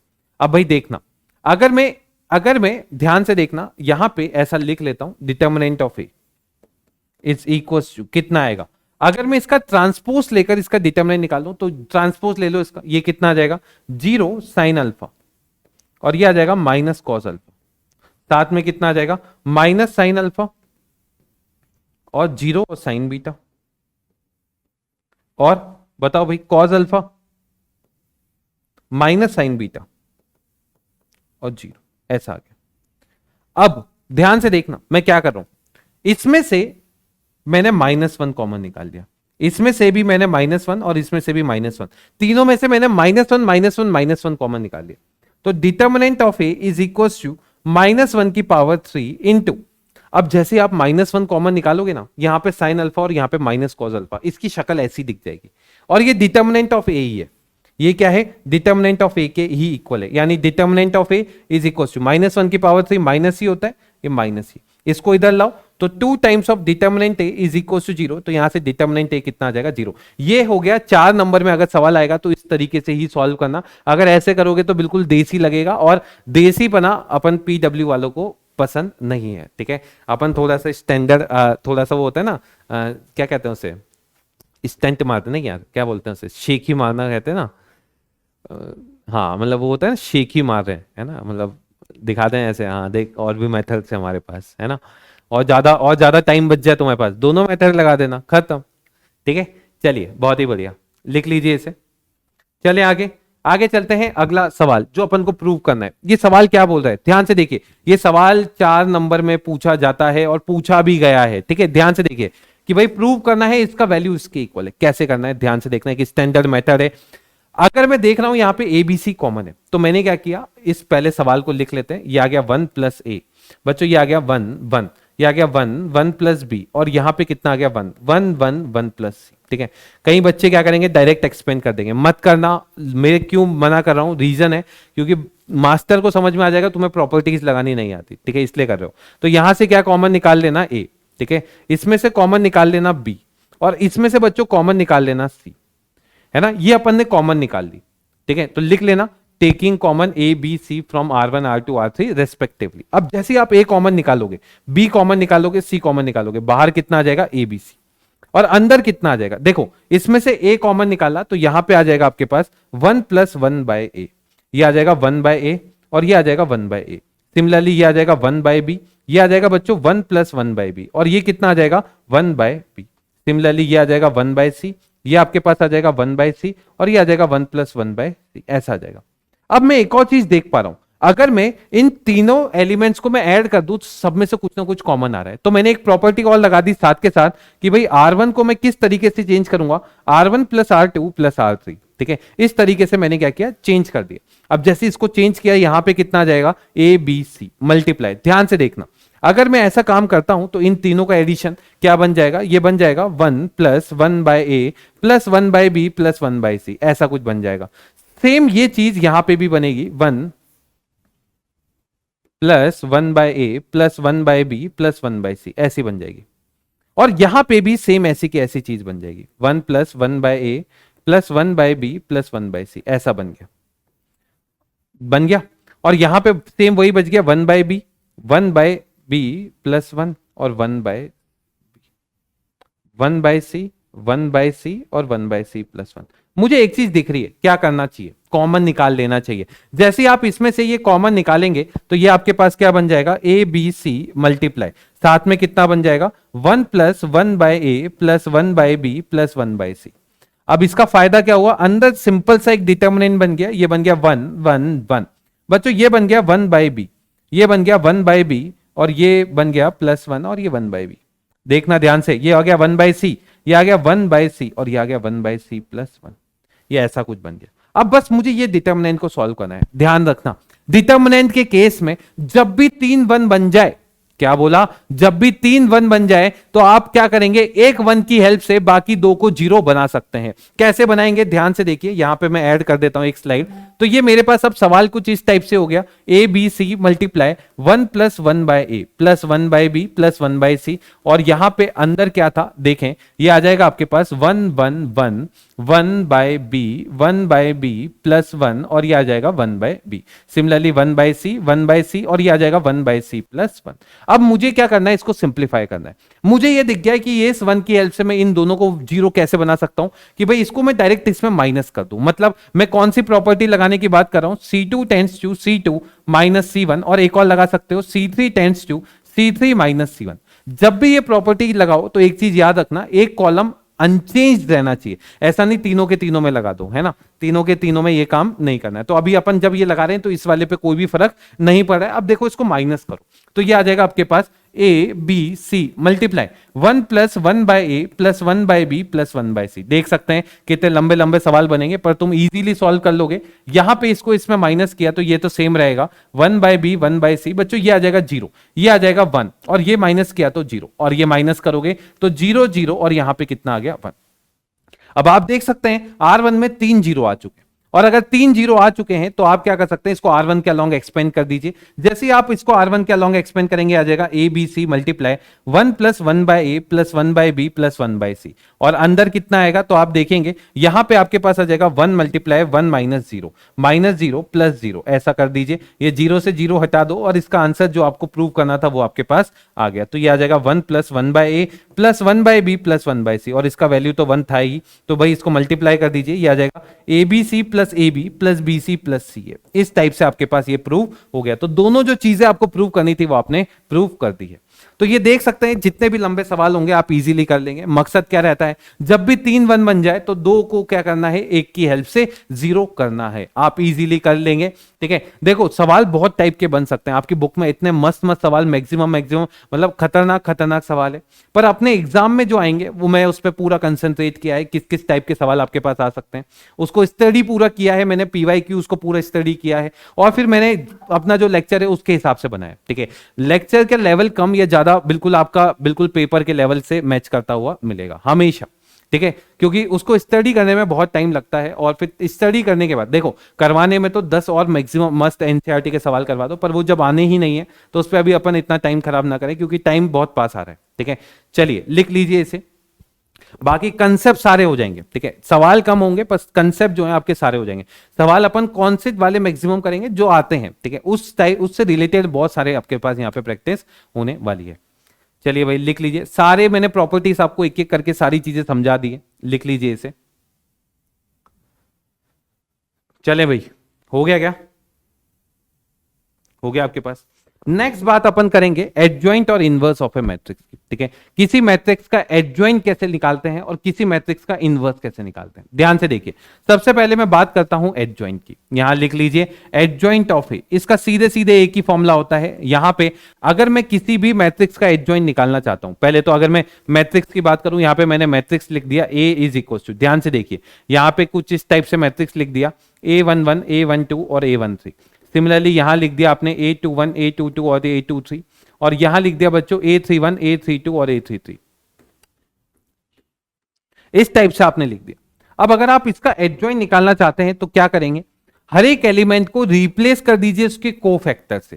क्या बोला, हर एक एलिमेंट को किससे रिप्लेस कर दीजिए बच्चों, उसके कोफैक्टर से। तो कर देते हैं, यहां पे आपने हर एक एलिमेंट को उसके कोफैक्टर से रिप्लेस कर दिया। C11 C12 C13, और बच्चों यहां पे कितना आ जाएगा C21 C22 और C23, और सिमिलरली ये कितना आ जाएगा C31 C32 और C33। और फिर इसके बाद यहां पे इसका एक ट्रांसपोज लगा दीजिए। मेनली लोग बच्चे ट्रांसपोज लगाना भूल जाते हैं, इसकी वजह से ये गलत हो जाता है, तो ये आपको बिल्कुल भी नहीं भूलना है। तो क्या करना है, हर एक एलिमेंट को रिप्लेस करना है उसके कोफैक्टर से और एक ट्रांसपोज लगा देना है। अब भाई ट्रांसपोज लेंगे तो यहां पे कितना आ जाएगा, ये आ जाएगा C11 C12 C13, similarly C21 C22 और कितना आ जाएगा C23, और यहां पे आ जाएगा C31 C32 और साथ में कितना आ जाएगा C33। ये इसका क्या हो जाएगा बच्चों, एडजॉइंट। लिख लीजिए इसे, ये इसका आपका एडजॉइंट हो जाएगा और आप इसको इजीली निकाल भी सकते हैं। जल्दी से लिख लीजिए इसे, कर लिया। अच्छा सर ये इस तरीके से देखो, हमें कोफैक्टर तो निकालना आता ही है, कोफैक्टर हम निकाल ही लेंगे। कैसे निकालेंगे, फॉर्मूला याद है, -1 की power i plus J M I J, उससे निकल जाएगा। और फिर अब इससे मैं इनवर्स भी निकाल सकता हूं बिल्कुल आराम से। देखना भाई ध्यान से, इनवर्स निकालने के लिए फॉर्मूला होता है 1 upon determinant of A into में कितना होता है बच्चों, एडजॉइंट ऑफ ए। ठीक है, तो आप ये भी देख सकते हैं कि कभी भी आपको ए इनवर्स निकालना है तो ये एग्जिस्ट तभी करेगा, ए इनवर्स एग्जिस्ट इफ इसकी कंडीशन होती है कि डिटर्मिनेंट ऑफ ए क्या नहीं होना चाहिए, 0 नहीं होना चाहिए, क्योंकि अगर 0 हो गया तो यहां बेस में क्या हो जाएगा, 0 आ जाएगा, तो आप इनवर्स कभी भी नहीं निकाल पाओगे। लिख लीजिए इसे, इसे जल्दी से लिख लीजिए। अब देखते हैं ये सवाल कैसे करने हैं, ध्यान से देखिए। यहां पे मुझे इसका एडजॉइंट निकालना है, तो एडजॉइंट निकालने के लिए क्या करेंगे, सबसे पहले मैं इसके कोफैक्टर निकाल देता हूं। कोफैक्टर निकालना आसान है भाई। सबसे पहले अगर मैं C11 की बात करूं तो यहां पे ये बन जाएगा -1 इंटू -1 की पावर 2 इंटू M11, और ये आ जाएगा M11 के बराबर। अब M11 कैसे निकालोगे, 6 माइनस 1 कितना आ गया बच्चों, 5। लिख लीजिए ये वैल्यू कितनी आ गई आपके पास। यार पता है क्या हुआ गलती हो गई, हाँ गलती क्या हुई है, 6 माइनस 5 1 है, उल्टा बोल दिया मैंने। लिख लीजिए ये वैल्यू आ जाएगी 1। ठीक है, अच्छा C12 निकालते हैं। C12 जल्दी से बताओ M12 के बराबर आएगा। M12 बताओ भाई कितना आएगा, हटाया ये हटाया, 0 0 प्लस 4 कितना आ गया, 4 यानी -4 इसका आंसर। C13 कितना आ जाएगा, देखें भाई यहां से अगर आप सॉल्व करोगे ये आ गया 0 माइनस 8 प्लस 8। C21 निकालना है, कैसे करोगे, ये गया, देखो -6 और -20 -26, तो -1 times of -26 which is equal to 26।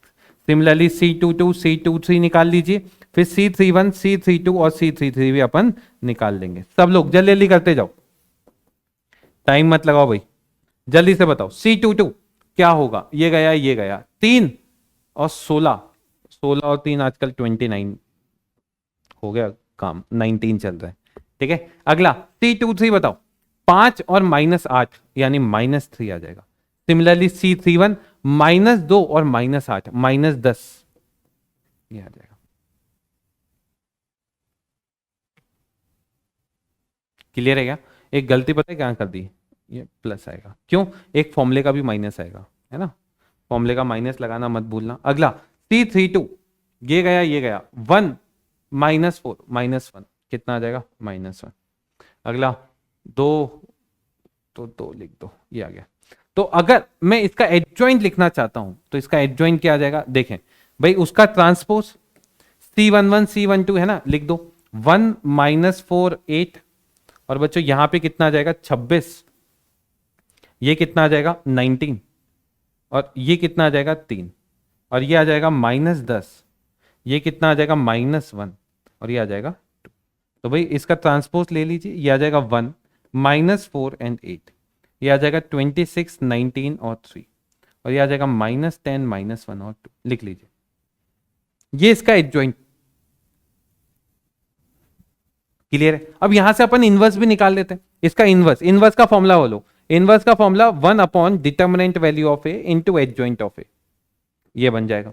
अब डिटर्मिनेंट वैल्यू ऑफ ए निकालनी है, किससे अलोंग निकालोगे, इसके अलोंग निकाल लेते हैं। ठीक है, तो डिटर्मिनेंट ऑफ ए कितना आ जाएगा, देखें डिटर्मिनेंट ऑफ ए ये आ जाएगा 0, साथ में माइनस प्लस माइनस प्लस +2, +2 के अलोंग कितना आएगा, ये गया 19,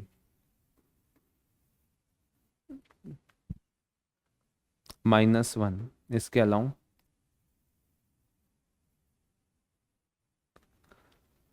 5 -8 -3 35 कितना आ रहा है 35। देख लें आप एक बार,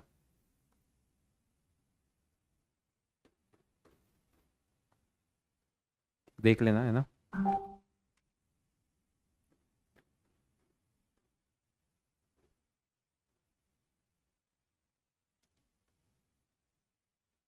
कुछ गलती कर दी क्या, 41 आएगा,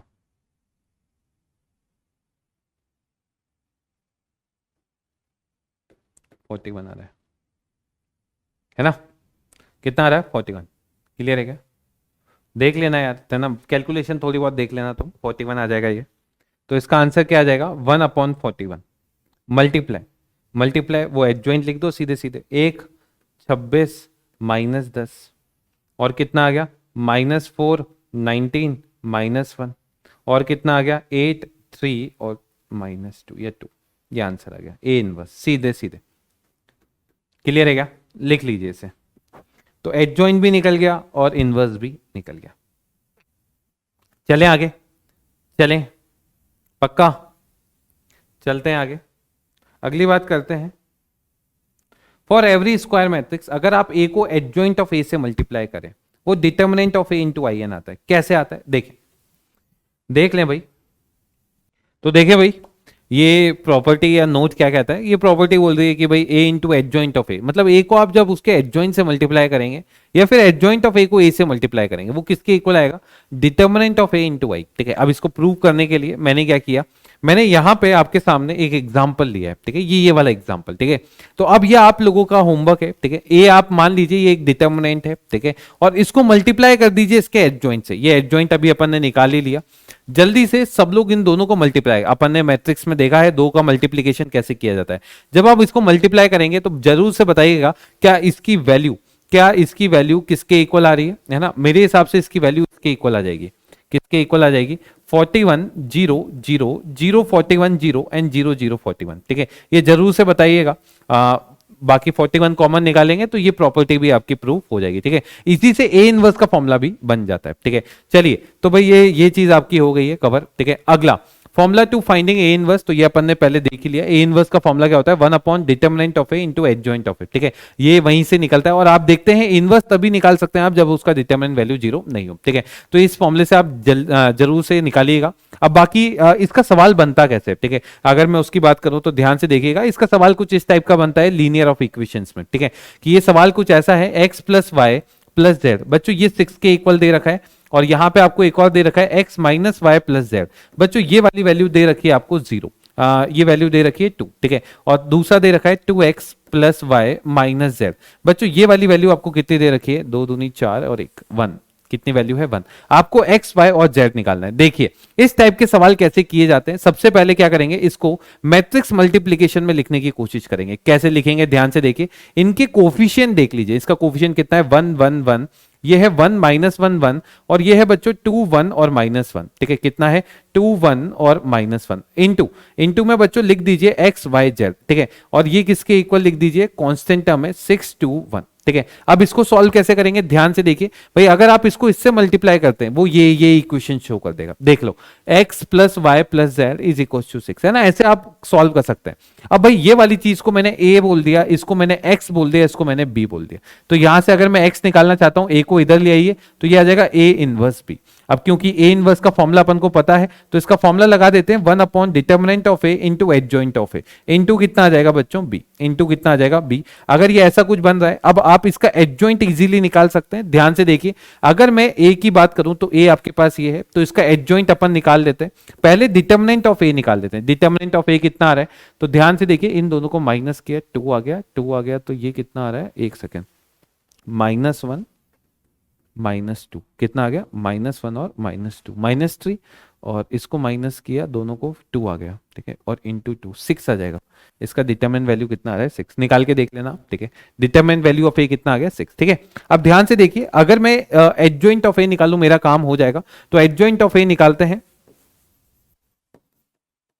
इज इक्वल्स टू, इसका तो ट्रांसपोज ले लिया, और बच्चों यहां पे कितना आएगा, 1 -1 विच इज इक्वल टू 0। अगला इससे निकालते हैं, ये आ जाएगा -1 और -2, ये आ जाएगा -3 है ना। पर एक फॉर्मूले का भी माइनस आता है तो ये +3 लिख दीजिए। ठीक है, अगला यहां पे आपके पास आ जाएगा 2 + 1 3। कितना आ गया बच्चों, 3। अगला इससे निकालते हैं -1। ठीक है ना, ये आ गया -1 और -1 -2, तो ये आ जाएगा 2। क्लियर है क्या। फिर अगला कितना आ जाएगा, ये अपन ने निकाला -1। ठीक है, -1 और -2 -3 प्लस माइनस प्लस, ये -3। ठीक है, अगला बताएं, ये वाला, ये कितना आ गया, 1 -2 -1, तो ये आ जाएगा 1। क्लियर है। नेक्स्ट ये रहा 1 + 1 2, 2 आ गया, 2 आ गया।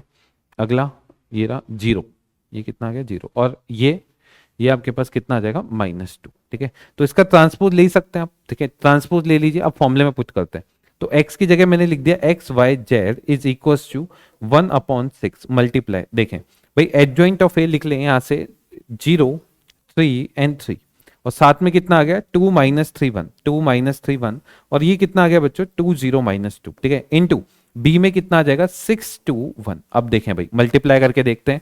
तो यहां से आपने जब इसको सॉल्व किया, ये आ जाएगा x y z is equals to 1/6 times of. देखें साथ में कितना आएगा, इसको मल्टीप्लाई किया, 2 दूनी 4 और 1 6, कितना आ गया, 6। अगला 18 - 6 12, कितना आ गया, 12। और अगला छः बारह छः 18 प्लस 2 माइनस 2 कितना आ गया 18। भाई 6 से डिवाइड कर दीजिए तो x का वैल्यू आ जाएगा 1, y का वैल्यू आ जाएगा 2 और z का वैल्यू कितना आ जाएगा 3। इसमें सब्स्टिट्यूट कर दीजिए, सेटिस्फाई भी हो जाएगा। मतलब अगर आपको सॉल्व करना है तो भाई ये सबसे मैक्सिमम जो 4 नंबर का सवाल बन सकता है वो ये है।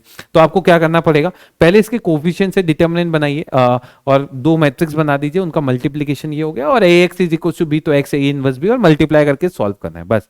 ठीक है, तो ये सबसे जो लंबा सवाल होता है वो ये बन सकता है। ठीक है, बस इसमें ये ध्यान दीजिएगा कि एडजॉइंट ढंग से निकालिए, क्योंकि एडजॉइंट अगर आप गलत निकाल लेते हैं तो ये सवाल आपका गलत हो जाता है। ठीक है, बाकी आप सब्स्टिट्यूट करके देख सकते हैं, क्रॉस चेक कर सकते हैं अपने आंसर कि ये सेटिस्फाई कर भी रहा है या फिर नहीं कर रहा। ठीक है, चलिए तो ये रहा फाइंड दिस इनवर्स। अब देखो 2/2 का मैं डायरेक्ट इनवर्स निकालना सिखाता हूं, देखना इसका डिटर्मिनेंट ऑफ ए कितना आएगा बताएं। डिटर्मिनेंट ऑफ ए ये आ जाएगा 14 minus 12, this is equal to 2। ठीक है, ये तो डिटर्मिनेंट आ गया। और एडजॉइंट ऑफ ए, इसका एडजॉइंट ऑफ ए क्या आएगा ध्यान से देखना। एडजॉइंट ऑफ ए है ना, एडजॉइंट ऑफ ए अगर मैं तुम्हें शॉर्ट ट्रिक सिखाऊं तो कैसा लगेगा, तुम्हें बढ़िया लगेगा। चलो शॉर्ट ट्रिक सीख लो। अगर 2/2 का है तो शॉर्ट ट्रिक कैसे होगी, ए बी सी डी, देखना भाई ये है तो भाई ए बी सी डी है ना, तो अगर मैं इसके एडजॉइंट की बात करूं तो इसका एडजॉइंट क्या होता है, देखना भाई जो डायगोनल एलिमेंट है उनको चेंज कर दो तो ये क्या आ जाएगा डी ए, और यहां कितना आ जाएगा माइनस बी और माइनस सी। ठीक है, नहीं तो फॉर्मूले से निकाल लेना, उससे भी यही बनेगा। क्या करना है, डायगोनल एलिमेंट को चेंज करना है और जो बाकी के एलिमेंट्स है ये 2/2 में ही लगेगा, डायगोनल एलिमेंट को चेंज करना है, इंटरचेंज करना है और बाकी के एलिमेंट के आगे माइनस लगाना है। तो ये एडजॉइंट ऑफ ए हो गया। क्लियर है क्या? तो अगर मैं इसका एडजॉइंट ऑफ ए निकालूं तो क्या बोलोगे, बताओ भाई जल्दी से बताओ क्या आना चाहिए। तो आप बोल रहे हो सर डायगोनल एलिमेंट को चेंज कर दो 7 2 और बाकी के आगे माइनस लगाओ तो 3 4, और इसका इनवर्स निकालना है तो ये बन जाएगा, इसको डिवाइड बाय 2 कर दीजिए, 7/2 3/2 2 और 1। क्लियर है क्या? ये इसका इनवर्स आपके सामने हो जाएगा, है ना। ये आपका सवाल हो गया है। ठीक है, तो अगला सवाल ये रहा। अब सिस्टम ऑफ इक्वेशन है, ठीक है, इसको सॉल्व करना है तो भाई सबसे पहले ए इनवर्स निकाल दीजिए और ये सेम वही तरीके से। ठीक है, तो अब एक एक बच्चा सबसे पहले तो इनवर्स निकाल लीजिएगा इसका। ठीक है, अब वो इनवर्स किस में यूज करेंगे, इसके अंदर A X is equal to B लिखेंगे, A X is equal to B, तो यहां से एक्स किसके इक्वल आ जाएगा, ए इनवर्स बी के। अब ये तुम लोगों के लिए होमवर्क है, मुझे जल्दी से एक्स वाई जेड की वैल्यू मैसेज करके बता दीजिएगा कमेंट बॉक्स में कि भाई इसका आंसर किसके इक्वल आ रहा है। ठीक है, तो अगले वीडियो में अपन उसका नाम लेंगे। ठीक है, देखते हैं कितने बच्चे हैं जो इसको कर पाते हैं। ठीक है, बताइएगा जरूर। तो उम्मीद करता हूं आज का लेक्चर आपको बहुत पसंद आया होगा। ठीक है, और पसंद आया तो जरूर कमेंट बॉक्स में बताइएगा। बाकी जितने भी क्वेश्चन आपको दिए गए कमेंट बॉक्स में जरूर बताइएगा इसका आंसर। ठीक है, और बाकी मैट्रिक्स डिटर्मिनेंट अपना हो गया। ठीक है, और अब आगे के जो चैप्टर्स हैं बहुत ही इंपॉर्टेंट है, और ऐसे ही बने रहिए हमारे साथ। ठीक है, इस चैनल को सब्सक्राइब कीजिए, इस वीडियो को लाइक शेयर कीजिए, और ऐसे ही हंसते रहिए, मुस्कुराते रहिए, stay positive, stay motivated, all the best. मिलते हैं अपने नेक्स्ट लेक्चर में, बाय।